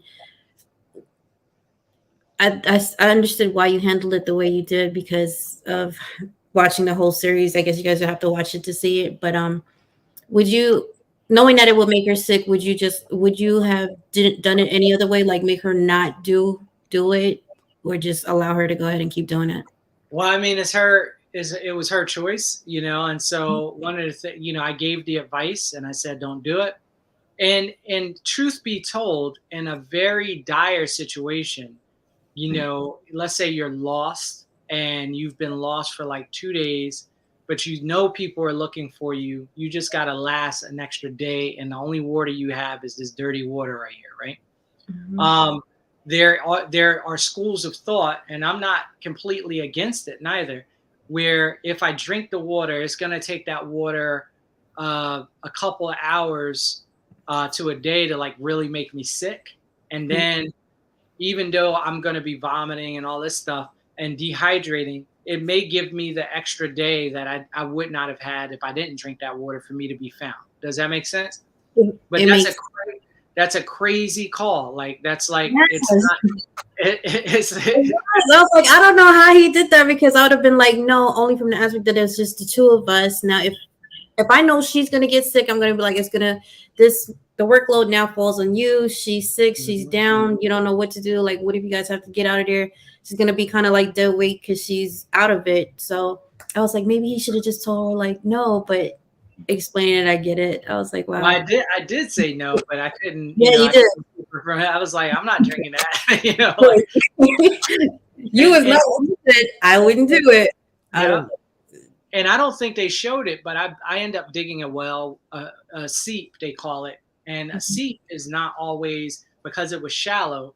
I dug it with my hand. I didn't have any tools, so a seep is not always the best way to drink neither. It'll filter some of the water, but it won't be pure water. You know, it'll filter some of the bad stuff out, but it's still going to have some bad stuff getting in there. And I drank that for all of the time that I was there. I drank out of that thing. And that wasn't 100%. Normally you would make a seep and then you would then gather water from it, and then you would boil the water, you know, to kill anything left in it. So it wasn't ideal, but still worked out. And I never got sick. So that was great. I got sick literally 2 days after we got done with the show, because then we went into town and I ate something, you know, from the locals, and that screwed my stomach up. You survived all of that. Just Yeah. 2 weeks. Yo, 2 weeks my stomach was messed up. They call it deli belly. I didn't know anything about it until then. Yeah, like deli. That's like their version of Montezuma's Revenge type thing. Yeah. Now, do you remember how much weight you lost during that? Yeah. I lost 40 pounds in 3 weeks. Yep. like It was when quick. you did that, you never looked at your bug out bag the same after that, right? You did Yeah, all of you're like, my bug out bag is 90%. Like, fuck that bag. Food. It's like 90% food and like one magazine. No. It's crazy. Your mindset going into that, like, how did you get through it with all your problems? What did you say to yourself every day? What was it that you did that kept you in the mindset to just get through it? That's a really great question. I don't know. I think you end up getting to a point where, and I wrote a little something about this, where like nature kind of reclaims you, like your soul kind of wants to be there. And so I went through like a reclaiming. And so there were times that it was really rough. And I think it was like day 17, both she and I was thinking about quitting, because a rainstorm had came through, and it had been raining for all these days, and it was 32 degrees at night. So I don't know if you can imagine just being with clothes on in 32-degree weather and how cold it is. Imagine just being naked in 32-degree weather, and you can't go anywhere. You're just there, right? Even with a fire, still not the best of conditions. So, you know, you definitely, it was definitely challenging. And I think, you know, I don't know what made me push through, but I just knew that I was there. I wanted to be there, and that I just had to finish. And it was just something in my soul. The hard part actually was coming back into society and remaining here. Because after that whole thing went down, like I came back and I didn't want to be when you go without bills and without this and all these problems that we make up for ourselves in our normal everyday society, all that's just gone. And your only focus is food and water and shelter. It just, things just change. It's not the same when you come back. Yeah. Do you know? So, I'm sorry. Do you know who Tactical Tangerine is? I don't. What is that? Okay, her. Do you want to hop on? She actually wants you. She's a vet as well, Marine, firearms instructor. Very, very dope lady. So a ball of fire, brother. A ball of Are you trying to get me? You trying to get me to share a screen with a Marine? Oh, oh, okay. I see what's up. That's what we do here. Yeah, let's do it. Let's do it. Right. Hey, brother, would you consider doing that either again or another show similar? I'm a Survivor fan. Like I watch every Survivor. Are you finished? Are you done with that? No, actually, I leave this Saturday for another show, and I'll be off grid for about 2 months out in the wilderness. So yeah, so I'm not done with that. There it is. Wow, that's dope. That's dope. You can't say which show, can you? No, they didn't give us a name yet because they don't want us to say what show. They just said, they just gave us the particulars, told us when we were leaving. If you look at my kitchen or my dining room table right now, I got a full spread of gear and stuff out there, just making, prepping and making sure, my pre-combat mission stuff is all set up, so it's about to go down. So yeah, I've been training for that for a couple months and I'm out of here. That's dope, man. Good luck on that level, man. I tell you, you're going to be in motion, brother, because after you get done with that, you're coming right back in to the expo. Yeah, exactly. Wow. Yeah. I'll be back in August and the expo is in October. So, it's going to be quick. You're made for it, brother. So how do you decompress when you come back from being off grid? Oh man, it's tough. It's tough for me personally because I have a lot of responsibilities. I own land, I own a building, I own some houses. So I got all these things, and the hard part is coming back into that world when you've lived a very natural wild world for so long, and that the reintegration is actually harder the other way around. I mean, it sucks to be out in the wilderness, don't get me wrong, but you're shedding things and learning how to live without things, but the things you need. When you're in the real world, things just start creeping up. Everybody wants your time. You have all these different things going on. And there's all this stuff kind of nipping at you. So you're not shedding. We tend to be gaining more and more. Yeah. And that creates a certain weight. So it's a lot of meditation. I'm very into yoga. So I do a lot of yoga and meditation.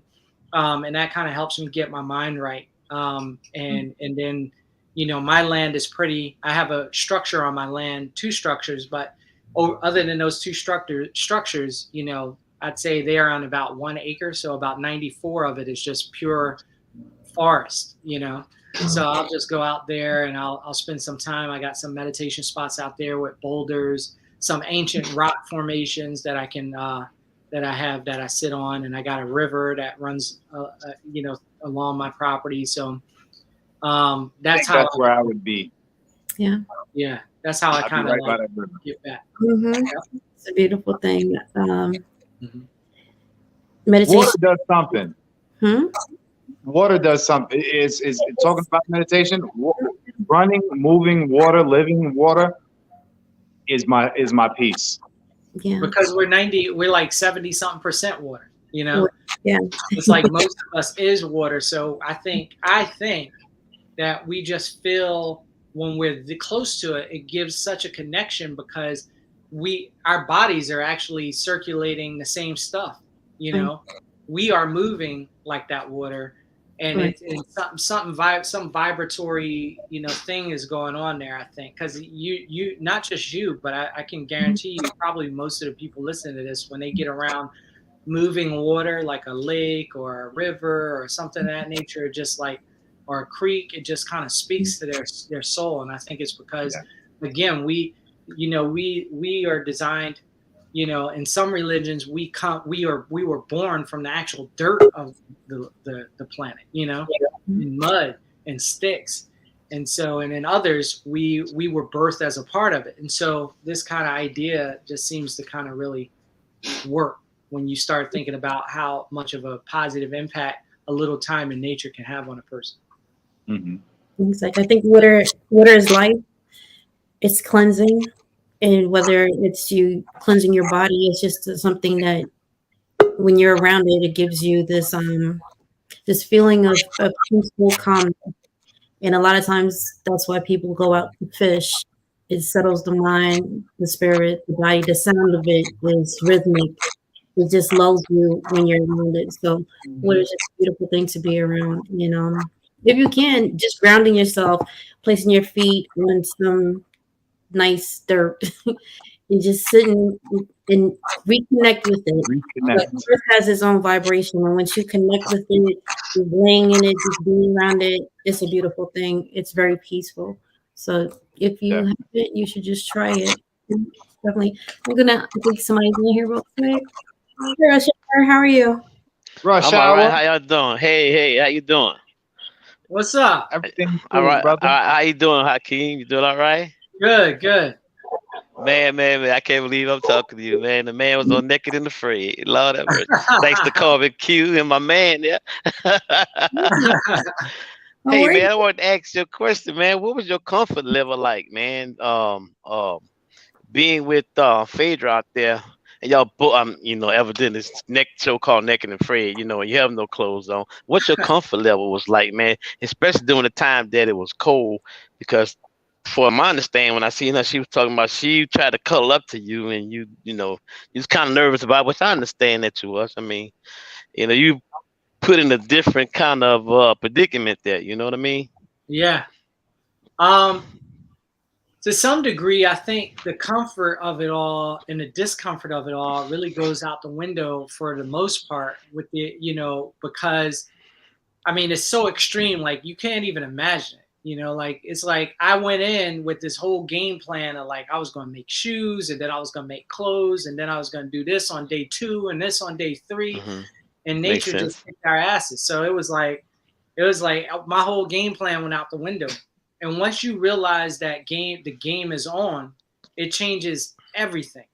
Like once you guys meet and they say, okay, the camera guys are like, okay, go ahead, do your thing. And you're like, whoa, you're not going to help me? Or, like, what's up? And it's like, no, we just want to see you suffer, basically. We're here to just document your suffering. Once that happens, you start really having that real, like, okay, this is not a game. This is real. This is my life. Like, I'm gonna be here for 21 days living this God bless you, brother. Yeah. So at the time I was dating someone, and so cuddling with Phaedra, I hadn't had that conversation yet. So that was kind of putting me in a weird. So I was like, yeah, I didn't think about having this conversation before I left home. So I'm not sure how this is going to go down. So I was very on the fence about it, to make sure that I wasn't being disrespectful to my partner at the time. Yeah, I understand, because she claimed she wanted body heat, and thought you was, you had no way she wanted that. She wanted body heat, but I didn't feel the heat when I got home. That was up. Yeah, I understand. Trust me, I understand. I understand you, brother. So I was like, I better do this right. So yeah, it was uncomfortable though. Somebody you never met before, and you're out there in that situation. It was crazy, but I mean the cold really does do it to you. It made it hard, because I mean that was just so cold. Again, just think about it. Next time it gets cold out, hopefully you can remember when it gets to like 30 or 40 degrees, just go to put on a bathing suit and just walk around out in the backyard for like 5 minutes, and can't do it. Too cold. Too cold for me, man. I'm anemic. I'm from New Orleans, man, and I'm anemic, man. I'm just cold natured. Yeah. Ladies and gentlemen, introducing Tactical Tangerine, the fence. Oh my God. in the building. Oh my God. How you doing, Miss Tactical Tangerine? How are you? I am excellent. How are y'all this Saturday? Good, beautiful, Great. Chilling. Great. thankful, all of that. Listen, I am literally sitting over here amazed. Like I'm sitting up here. This is my hard chill day. Y'all don't know. I haven't had a week or a weekend off in forever. So I'm chilling extra hard today. And I just so happens to jump into the live. And it's the best thing that's happened to my day. So I promise you, thank Thank you you. Mhm. Thank you. so much. This Same, is so dope. same. I say this because what's so funny is I don't watch TV at all, right? I don't even watch television. But when we were in Nashville in the hotel, the one show that I wanted to watch that I was watching was Naked and Afraid. So when O woke up, he was like, what are you watching? Like, what is this? Like, why are you watching this? I love this because I want to know. Even though I did 2 tours in Iraq, I went back overseas as a civilian contractor. I don't even know if I have the skills or if I remember the things that I could use to survive. I'm sure I could. Like I'm probably fine. Mhm. But I want to brush up on this. I'll definitely be at your event. My birthday's October 1st, and that's a big deal. So if I'm in town, I'm definitely gonna be there. I promise you. I promise you. If I can sponsor, I'm gonna sponsor. But I also just wanna be present and learn as well. But I'm so in awe of you. This is so dope. Like this is so dope. Well, thank you. It is too, huh? I'm about blown away myself. Yeah. Yes. So Well, I Tactical appreciate it. podcast as well. I do. Oh, I have really? a podcast on Power 108.9. It's called Chocolate Tangerine. We cover all things counterculture. But in the climate that we're in, I'm focusing more on the future, which is like Web3 NFTs. But I'm also focusing on like survival skills and people who have done the things that I think people need to prepare for and are that. So I don't want to like steal you from Carbon Cube, but I definitely would love you to be on. Yeah, we share Well, here still, because uh, the information out to people is what's important. So please, Word. very more. much. Yeah. But I It's did so subscribe to your important. channel. Yeah. Okay, I cool. did subscribe to your channel, and I love the last time I missed the one late, but it was one, I think the one before that, you was talking about the incident what happened to the up New York, and you was talking so good about it, and they just interfered and it was cutting you out. I hated that, and I know they was interfering with you, Mm-hmm. Mm. I just knew they was. That's my thoughts. And I was like, let this sister say what she's saying, because she's saying everything the right thing. And you I really know it. preached. I like that. I like that. Super frustrating, but like, yeah, I don't even want to steal or take up too much of time. I Right, really right. want to hear from him. I think he has dope knowledge and information, and I actually want to see the episode. So if you could tell us what episode it was, I want to see the episode that you were on because I've never seen Black people on Naked and Afraid. So I would definitely What? ever, not one time ever. I don't know, but I also don't watch TV. Uh, Yeah, Yeah. I was the first African American on Naked and Afraid, and that episode is called Himalayan Hell. Himalayan Hell, Yep, and that's it. Yeah. it was on season 3. So you can Okay. find it. You can find it on YouTube. You can Okay. find it on Amazon or Discovery Channel. Like just And type it- it in, it'll pop up. And there was a second appearance. Yeah, that was on the 40 Yeah. day, the first 40 day, the Naked and Afraid XL. Okay. Okay. Yeah, that was Tangy, the your show hair he looks got. amazing today. Say that again.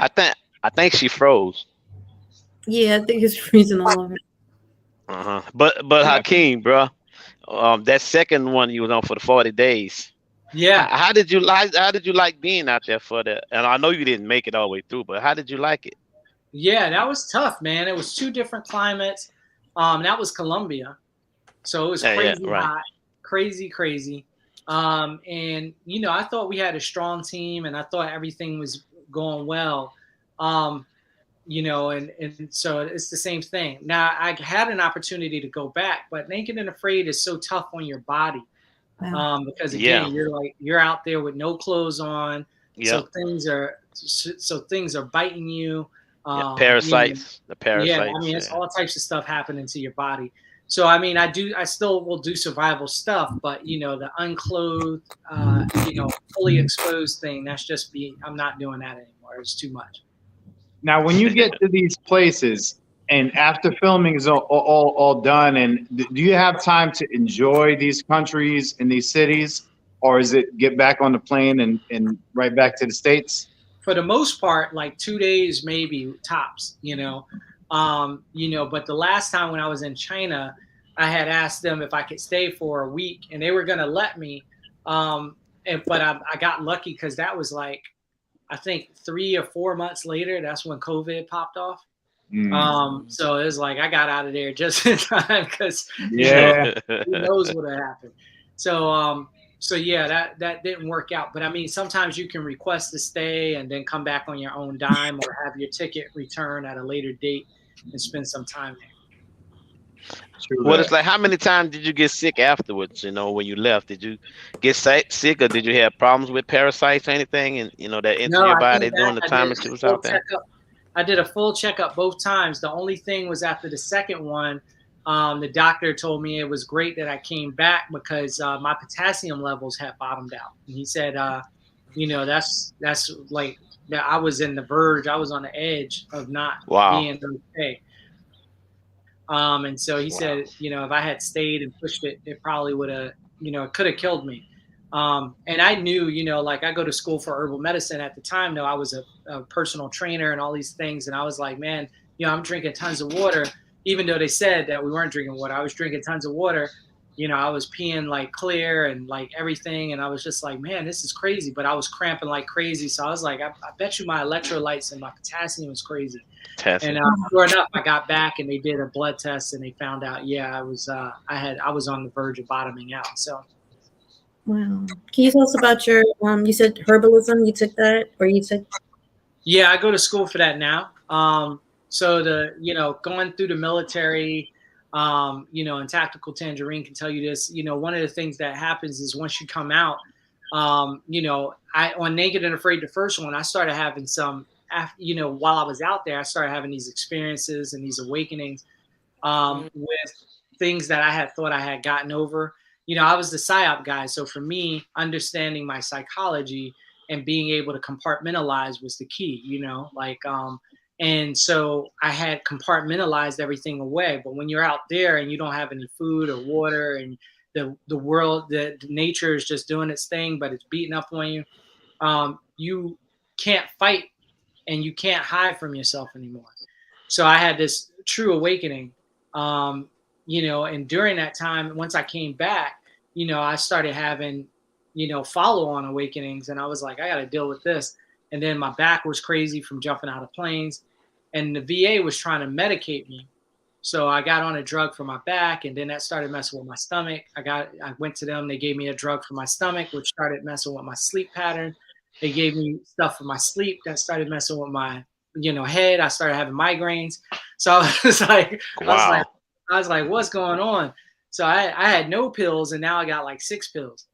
So so I went on a mission. I was like, you know what? You know, there's a better way to do this. I'm not gonna let these doctors like tell me what's up. So I started in yoga, and then I took my GI Bill and started going to school for herbal medicine.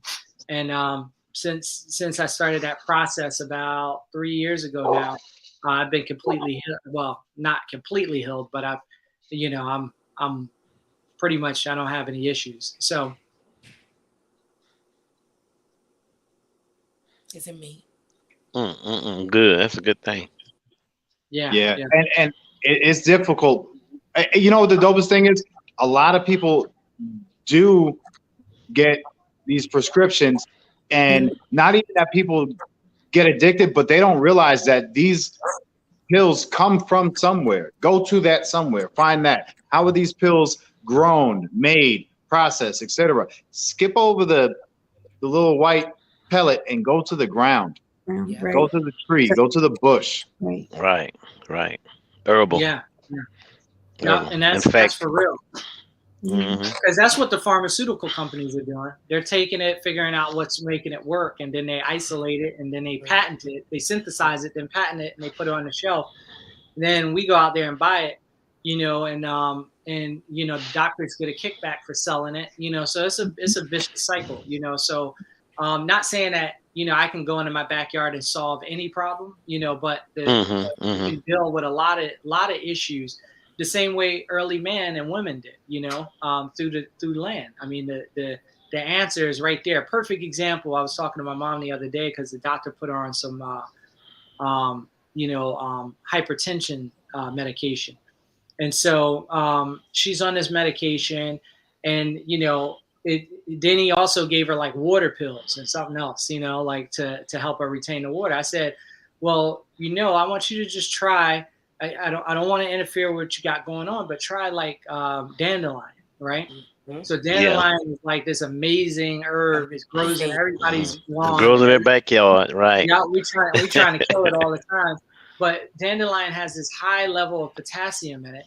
It's also a diuretic, but as it's flushing your system out of potassium, it also is filling your system with potassium. That's because it's a perfectly balanced plant in that way. You know what I'm saying? Like it was designed to do both those things. It was designed to flush out one and then replenish. And so it's like, you know, it's stuff like that that a lot of people aren't aware of. And again, I'm still young and novice in it. I got into it for a very selfish reason, which was for me. And then once I really understand, you know, how to heal the body, then I'll expand to helping others. But you know, there's a lot of knowledge out there in the natural world. Got that right, brother. Absolutely. Yes, sir. Yes, sir. Hop off. I'm gonna jump back into the chat. I thoroughly enjoyed this. I can't wait to talk to you more about this. Thank you, Carbon, for introducing. You're welcome. Thank you. Thank you for coming. I'm gonna go, guys. Bye, Tangy. Have a good one. Bye. She's sweet. Yeah. But yeah, man, I thought about you a lot on that show. It was one black girl that came on the show after you left. She lasted, I think she lasted 2 or 3 days. She didn't last too long, but I believe the heat and the bugs really got to her. You know what I mean? Yeah, I got lucky. A lot of I didn't people have to deal with mosquitoes. If I had to deal with mosquitoes, I don't know. Well, sandflies. She had what? The sandflies, mosquitoes, and all everything. And but I think their problems was that they camped out next to water. Yeah. You know, and nobody made a bunch of a fire. They made fire, but nobody made a bunch of fire with smoke. You know, help get rid of the mosquitoes. But to me, I think they camped out too close to the water, and that's when her and the guy Gary. I don't know if you knew who I'm talking about, but yeah, I know who Gary is. Yeah, I pretty much watch all the shows, man. I'm always watching Naked and Afraid, man. You know, and I always tell my wife, I say, baby, we're gonna go on Naked and Afraid together. You know, she's like, no, I ain't going on that show. Really? Oh my gosh. Yeah, I tell my wife that. She like, you gonna go on there by yourself, you know, but she can't stand cold, so you know. Yeah, I ain't too good at it, but the bugs, man, it'd probably be hard for me to deal with bugs. But then again, to survive, it's probably be a whole lot better, you know, with clothes on than with clothes off. You understand? Yeah. Because with clothes off, man, it's gonna play a big mental part. A big mental part up here when you don't have no clothes on and you out there, you know, out there in the woods or wherever you happen to be at it, that'll be pretty hard, man. I think that's so. I commend you, my brother. I can't do it. Yes, sir. Well, clothing is your first layer of shelter, right? So that, you know, we figured that out a long time ago, you know, and so it's you know, it's something that's really important. And matter of fact, you know, I tell people like fire came much later. So, you know, if you can do only one thing, be able to make yourself a good shelter and find shelter, because we're surrounded by animals and none of them can make fire, and they live like, how does that squirrel in your backyard live through the worst winter storm that you've ever seen? You know, how does that happen? Well, they build nests. They have, you know, they have their meat, they have their fur on them, you know. So if we can understand that aspect of it, then we can also use that. Nature is telling us everything we need to know, right? We're surrounded by it. So we're all survivalists if we just open our eyes and pay attention. Yeah. I learned a little bit of that in Boy Scouts, so fortunately, you know, I got to admit I was in Boy Scout, you know. So I know a little bit of something. Yeah. Yeah. You know, I'm not gonna say I'm great at starting fires, but I watch a lot of survivalists. You know, there's two guys come on too. They do survival things all the time. You know, it's one guy kind of big. I don't know if y'all probably seen. He walked barefooted all the time. Oh, you Him talking and this about other guy in there. Cody I can't. Lundin? Cody, yeah, man. I watch him a lot, so I believe if I have to get in that predicament, I think I could do pretty good. You know what I mean? I think I could do pretty good. Yeah, you are really considering this, ain't you? No, I'm not going on naked and afraid. No, sir. I was gonna say I got 95 acres. You can come out here. I'll put you through the test. No, sir. I watch and I study because in case I have to get to the point where we do have to bug out. You know what I mean, Carbon? We have to bug out. We have to get going. Mhm. I want to have some kind of knowledge to be able, like you say, start a fire, to be able to find food in case I don't have any food. You know what I mean? To be able to get food, be able to trap. You know, and I watch how these guys set up trap. I watch how you all set up traps on Naked Afraid, you know? And it's just amazing. I find it amazing that how y'all could do it. But I keep that knowledge in my head in case we have to do a bug out, you know? Me and my family have to bug out. And I have to survive. Well, Because it's about to get real. Huh? I have a phrase that I always say, and I wrote it in my book. And it's you know, knowledge is king, application is queen, and together they rule the kingdom. So it's like, so it's this idea that, you know, there's no one, it's not just the king that rules the kingdom, and it's not just the queen, it's their unification. And so if you've seen it, but you haven't done it, you're missing part of the puzzle. So you want to make sure you do both. You want to make sure you have the knowledge, but you apply the knowledge so that you do, it's not a guessing game when it comes down time for you to do it. You know, you're able to be like, I did this before, or a couple times before. I know exactly what I need to do to make this work. And that's the key right there. So backyard. I like tying knots and ropes.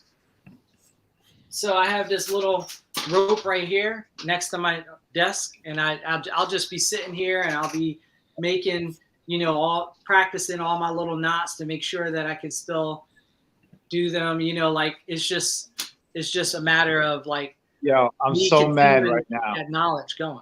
What? I'm so mad how quick you just did that. Yo, I wasn't even paying attention to the rope. I know I looked at a rope, long ass rope, and then a knot. That's the martial arts skills he got. That's martial arts skills. That was quick, boy. I'm slipping. I'm slipping. Oh, Lord. Yeah, he did tie it quick. Made my head spin. Wow. I think that would be a great idea if you did that on your land, though. Put something together just to get people acclimated to, like Technical Tangerine said, you can actually film that, just bringing somebody from who hasn't done it into this whole realm of prepping and being prepared and just being able to survive off the land. I would definitely be part of that as well. And yo, it's not even the difficult stuff. All that solar this and generator that and stuff that we spend so much money on. Yes. Yo, I can't tie a knot. Yo, that's I think, yo, man, for real. Get a rope. Simplicity. Starting a fire, digging for water, tying a knot. Those things that you don't have to go out and buy. It's right there. That's right. It's right there. You know, that's the stuff that I feel I would feel more secure learning those, because when we prep, we just finding another thing that gives us a temporary security. And I don't care how much you prep for. You can have a basement full of stuff until your house burns on fire, and then you're back to square one. Or, you know, it's like those basic necessities to be able to fish with not a fishing pole, but like to figure out how to fish with, you know, taking branches and certain vines and all that. That's the stuff that would make me feel secure, because all this other Amazon stuff that I got in my closets and all that. Right. It can go just like that. You know, it's another creature comfort in a sense. That's right. So, yo, bro, October, You're gonna get tired. You're gonna get tired of me. No, we got And I this. like the fact We that got- tying ropes, man, because the tying ropes is important. Because suppose Super. you have to, like I said again, suppose you have to bug out, you have to let your loved one down on a nice ledge. You know, you got to tie from top. Now you got to get down. You know, Yeah, repelling, all that stuff is pretty much important in survival. yeah, yeah. Very much so. When I watched you on Naked and Afraid, I'm looking at my bug out bag and I'm just like, what the hell did I do? Why did I get this? Like, what are you doing? You just blew my mind with it. I was just like, really? Corbin, do you have a rope in your bug out bag? Yeah. You do? Okay. He also had Okay. he took a zipper and he broke it and made a fishing hook, or I think it Yeah. was, I was like, Yeah. he took a piece of was it the back of the phone, the keyboard? You mean when the arrow? Yeah, Arrowhead? the arrow. It made an arrow. I was like, man, this is crazy. Yeah. You have Yeah. a lot of MacGyver, the Black MacGyver. when he says that, he really means it. It's crazy. Yeah, he did it. He did that though. He definitely did it. Did Yeah, you also that's- create your own fighting system? Say that one more time. Did you create your own fighting system? Yeah, so I have a book out called Modern Hand-to-Hand Combat. And when I was in service, one of the things we were doing a lot of grappling, and it didn't make sense to me because I'm like, I'm going to have all this gear on, all my ammo on, and I'm not going to be grappling with this person on the ground. I was training. And although I get why they do that, and having a ground game is important to some degree, I was like, that doesn't make sense. But because I've been a student of history and martial arts history, and in our lineage of martial arts, there was these samurai schools, and back in the day, the samurai focused, and they had whole schools based on how to fight in body armor. So I kind of took some of that knowledge, I adapted it to, having a rifle instead of a sword and things of that nature, and I came up with this system. And that system was, called Battlefield Proximity Combat. And I started teaching that in the military while I was in, and then I taught it to law enforcement and some other units while I was out. But now it's kind of that market is kind of saturated, so I've moved away from it. It's a skill set I have and that I can do if I need to, but I focus more on the preparation because again, it hit home. I had family in Hurricane Sandy, and I had a lot of family get hit in Hurricane Katrina, and to watch them suffer and not be able to and not have the skills put me really on a mission to like make sure I get more of my knowledge and my information out there, to do that. And then it was also like I was surrounded by people at these shows, these prepper events and these prepper shows, but it was pretty much one culture, there the whole time. And I'm just like, man, everybody needs this knowledge, and I need to be able to get this knowledge out to as many people as possible in as many different cultures as possible. And so I have to go out there, and that's kind of what pushed me into the more of me showing and doing more of the survival stuff and the preparedness stuff than the actual combative stuff. Mm. Makes sense. But you mentioned Katrina. I was up here in Georgia since Katrina though, but I knew a lot of people went through some hard times out there sleeping on top of I-10, Yeah. Yeah. And fighting with gangs were taking over. I mean, that was a great lesson for a lot of people. Yeah. There's so much stuff that Yeah, the happened. criminal aspect was bad. Yeah. It was so bad. much. But our country does a good job at hiding the truth from us. Oh, what you talking about? And keeping us from feeling unsafe, Mhm. even though there's like big things happening. I mean, if you look at what's happening right now, if you take the next 30 minutes after we get done with this and just look up how bad the food shortage is and what's to come down the line based on the Ukraine, based on Russia, based on Brazil, based on all these different things, you'll be like, your mind will be blown. Like, why isn't this all over the news every day, every moment, like telling people to like get their food together? And people are, and it's slowly just happening. And that one day we're going to wake up and it's just going to be all on top of us. So it's just, being able to pay attention to what these things are that are going on out there and really taking the time to like really get ready and be prepared. You know, buy your seeds, buy yourself some seeds, buy yourself some. If you do have land that you could put some chickens on, get some chickens. If you can't get chickens, get some rabbits. You know, they even got freeze dried meat right now that you can just add water, and now you got real meat, and that stuff lasts for like 5 to 10 years. You know, like and it's cheaper than a carton of eggs right now, so go for it. Right. Eggs is like for real right now. I'm like dipping Let me ask you a question. Yeah. Now, early life, was that Jersey? Yeah. Is there a reason or any preference in where you would settle homestead wise? Did space play the role, or weather play the role? Like, what made you choose that, Central North Carolina is the spot for you? So one, I was here. Two is that Central North Carolina is like, you have so many avenues out and so many ways to like get natural resources. You know, I got on my property, I have a ton of different types of species of trees. I have naturally growing like plantain and like all types of stuff going on out there. I got plenty of places to hide, and then I got plenty of like mountains to bug out to. I can go to the beach to hit the shoreline if I needed to. I could go, to the mountains to hide out if I needed to. You know, it's a lot of natural resources around here, and so that's really where it is. You know, you want to try to stay, have an escape plan for if you need to go away from cities. You know, that's where things will get real bad if something was to happen. And it doesn't have to be the end of the world event, but we saw like what we were just talking about with Hurricane Katrina.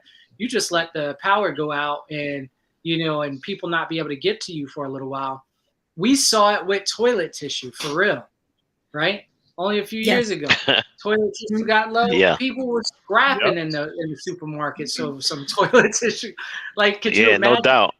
Now you talk about, add that last bit of meat on the shelf or whatever, it could get crazy. So, it's a crazy world out there, so that's why I chose, I was already here and I said, you know what, this is not a bad. Now the element that I have to worry about the most in my area is that we are a military town.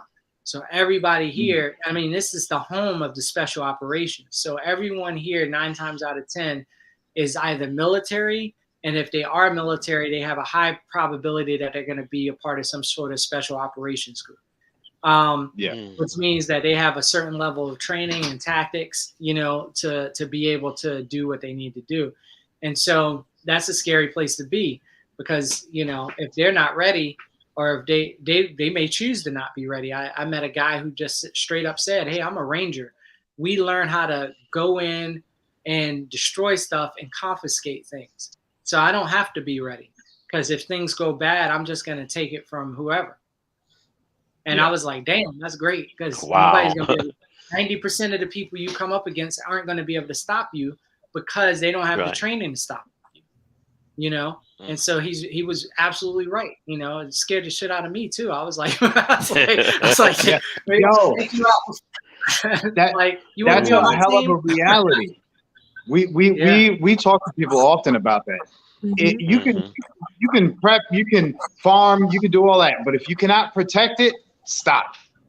Exactly. Somebody's gonna take it. Somebody's gonna take it.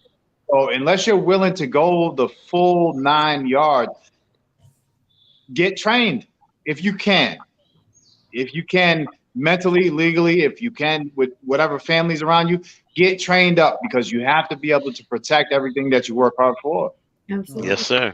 I mean, that's just history too. I mean, I mean, if you just look at every rise and fall of any type of empire or any type of kingdom, it was always the same thing.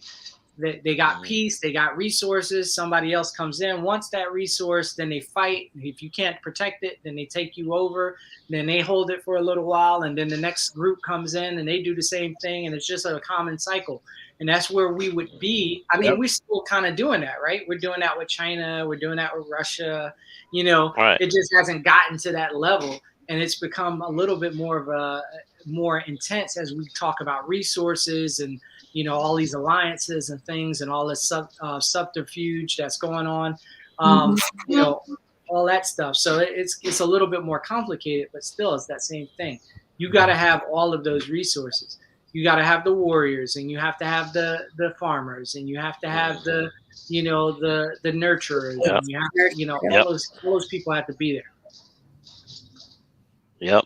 I think it'd be kind of hard to form it shouldn't be hard to form alliances, but I guess you may have to do that, in a survival series, survival Yeah, situation. I got a book about it. It's called Team Ready. Okay. Team Ready. Hey, Rush Hour, Right. you thought we was playing having this fella come on here? He's ready. No, sir. I know. Hey, look, I know you ain't playing. So I know he ain't playing. That's right. I know you ready. I don't know if Hakim ready, but speaking of the way he's speaking of his books and all that, and he's naval and martial arts and military background. Oh, he ready. He ready. Most definitely. Shoot, I tell you what, I have all of y'all on my team if I could, being that we so far apart, but Yeah, I wouldn't dig it. mind, since I'm in Georgia, you over there, and everybody just, split up, Yeah. all the good people, but it may be somebody around who's watching the show that we could get with. You never know. That's right. Oh, It there is. it is. It's a good book. Oh, team. Oh, she got the book already. Yeah, he has. I'm not gonna show you because you gotta get it. Barbecue, how did you do that, baby? You pop your finger and made it pop up, huh? It's God. exercises you can do in there. You do so much. Yeah, I'm gonna have to get that book. I'm gonna get that book. Yeah, I'm gonna get it. Worth Yeah, it. I'm gonna get it. That's dope. Covers just about everything. Very much. How to do it. Definitely worth it. So Amazon has it. Amazon, yeah, I get it. Yeah, we were just talking about that on Team my Ready. podcast the other day, because I think one of the things that's underrated the most is how to talk to people about being a part of your group without actually telling them you have a group. Mm-hmm. Right? Yeah.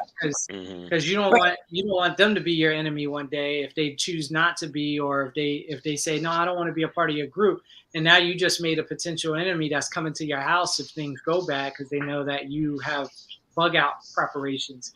So how do you actually have this conversation with people to vet them to see if they're even possible good team members? And that's one of the biggest things in my book that people have read, that they're just like, yo, nobody's talking about that. Nobody talks about how to talk to other people in a sly way. And that comes from my PSYOP background, where I had to interview people and I had to be able to pull information out of them without them pulling information out of me. So I've used that knowledge to kind of put in that book so that it can help people have those hard conversations and have those conversations without giving away their intent. That's right. Makes sense too. Mm-hmm. Most definitely. Mm-hmm.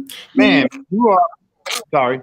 No, I'm wondering, have you heard about Canadian Prepper or the Angry Prepper? I've heard about Canadian Prepper. Okay. Mm-hmm. Yeah. Angry Prepper, Lead Farmer 73. 3. Okay. No. Are they their shows I should be on? Yeah. They're amazing. You're on this one first. Don't worry about it. Definitely huge influences. And they come from all different angles and pretty much cover everything that like I said, this is the what I say, the Trinity. This is the Trinity of those things, but they definitely specialize in some areas, and they're dope brothers, if you get the opportunity to watch. But I feel like we should be telling them that you're a dope brother if they get the opportunity to watch you, brother. Yeah. Exactly. Yeah. Exactly. Together become a network, and this is how we network. This is how we learn. This is how we become better, even in our smaller subsections as we go down or move up. But technical tangerine. These are just Angry Prepper and Left Forward definitely are some people that you might want to check out. Just different perspectives, but they're doing with a lot of other people that's out there. all around person that I think that you might find interesting as well is Lev Farmer. You were talking about beekeeping. Him and his wife do that. I mean, they do everything from growing their own food. A dope community. A lot of the time, his community is over here as well. And what I love seeing is that you have your green community that's getting into prepping, and then you have your 2A community that's getting into growing it. Green community and prepping. They're all mixing and making it a better environment to survive. Those that are paying attention, those that are getting into it, and even the new ones that's coming through, finding their little niche and then moving into something else. So I think what you bring to the table in your event is going to be amazing to bridge some more gaps and get that message out there. Mhm. Yep. Well, thank you. I appreciate that. You're welcome. That'll be pretty good. Getting that information out. We need it. Yeah, we don't have a lot of time to play around with. Mhm. But I think I got neighbors. I live in a subdivision, and I think I got neighbors. Some of them, I'm cool with, and I talk to. They don't really think nothing's. They don't need to do anything. They don't need to get ready for anything. Mhm. But I know when the shit hit the fan. Now you're not running over here and surviving off me. I'm not having that. I might decide to take your stuff. Because you didn't get ready. I might come take the little stuff you got. I don't know. But you know what I mean? But don't say that on live camera, man. You got no, I'm just talking, man. But you never know what the situation to be. But I'm pretty much I'm there, but I feel like I need to do more. Get more. Prep more. I'm not where Carvin at. My man right there. I'm not where they at right now, but I'm gonna get there. Hey, you know what? Prop to you because your ability in communications and CB radio thing is what I be preaching. You know what I'm saying? And I know that you're way more versed on it than I am. So I know Hakim, that's something that you said that the expo was going to touch on. Yeah. Also communications. Yeah. So you definitely find your angle, be great at that, learn everything else, bro. But there's definitely some things that you are way above us. There's a lot of communities out here, channels that are doing amazing things. Like 2-way communication, that's important. Walkie-talkies, have to walkie-talkie. In case you may have to venture out to look for some things, and in case you may need help in the process, You may have to stay off the streets, know when deliveries are coming, know when gas deliveries are coming, know when police activities going on. It's all kind of stuff that communication is a huge leeway to, so being able to control that and know how to use it. Something as simple as learning police radio protocol when they're talking in 1017, 1020, all of those things, being person, the civilian, you can understand what they're saying if you look up those things and just keep that in mind. When they're talking in code, you can actually decipher what they're saying. There's a lot of things to prepping, and you just gotta acclimate yourself to it, get into it, and then you do that by just getting out here and getting involved. Oh, definitely. There's some codes out there. Yeah. I mean, because right now in our world, we go up and down the highway all the time, and we use certain lingo or whatever you want to call it, our codes. Right. And we that's how some of us get information, especially those of us who know each other. You know what I mean? So we'll know before anybody else. Nobody else won't know what we're saying. So some of that stuff we keep low because sometimes even I ain't gonna say we doing wrong, but some of them are, and we keep that stuff low because sometimes the police listen to they're listening to us. Yeah. So we have to certain things that they don't know. It'd be simple stuff that could save you. Rush hour, 10:20. 10:20 rush hour. Yeah. Yep. And I'll tell you where I'm at. I'm in Villa Rica. Nice. Well, I'm in Villa Rica. I have a 6 o'clock appointment, so I don't want to cut it too short, but that's like 20 minutes away. Absolutely. Hey, brother, before you go, the podcast, let us know when that is and how we can hear. So you can find our podcast, the Survive University podcast. and that's on, Spotify, any of those channels. You just type in Survive University Podcast, which we're covering everything. I talk, about psychological warfare. I talk about, bug out bags. I have some friends on there talking about, shooting and guns. And I have a friend on there that was one of the Delta Force operators in the Black Hawk Down event. So he talks about, his career and like some of the things he's learned on how to be prepared and how to pay attention to things that are going on. So yeah, I got a plethora of things happening. We're about 25 episodes or 26 episodes in. So we talk about meditation. We talk about, getting your mind right, all that stuff. So everything. Amazing. Hakim, do anybody talk about first aid, addressing wounds?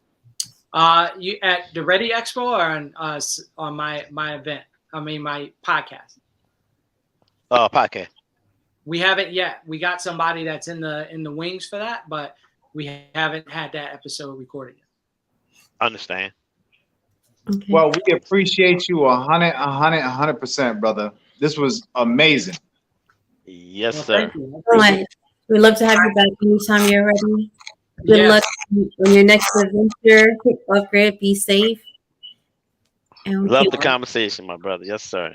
Well, thank you so much. I appreciate it. All right. Bless. Yes, sir. Take care. Be safe. Everybody out there in the chat, man, thank y'all for stopping by. Yes. I know it's been a few minutes, but we all settled back down and we're good to go. Once again, y'all, man, give it up for Carbon. Looking amazing, being amazing. Carbon. Yep. Yes, Looking yes. amazing. Yep. Give it Hakim. up. And more thanks to you too, my brother. And I'm just glad to see y'all. You know what I'm saying? I don't see y'all all the time because I'm out there grinding, But I'm just glad to see y'all, okay? Okay. Yo, Rush Hour, we All right. appreciate you stopping by, brother. Bye, Richard. No doubt. Yeah. All right, Hakeem. Everybody, take care. Bye-bye.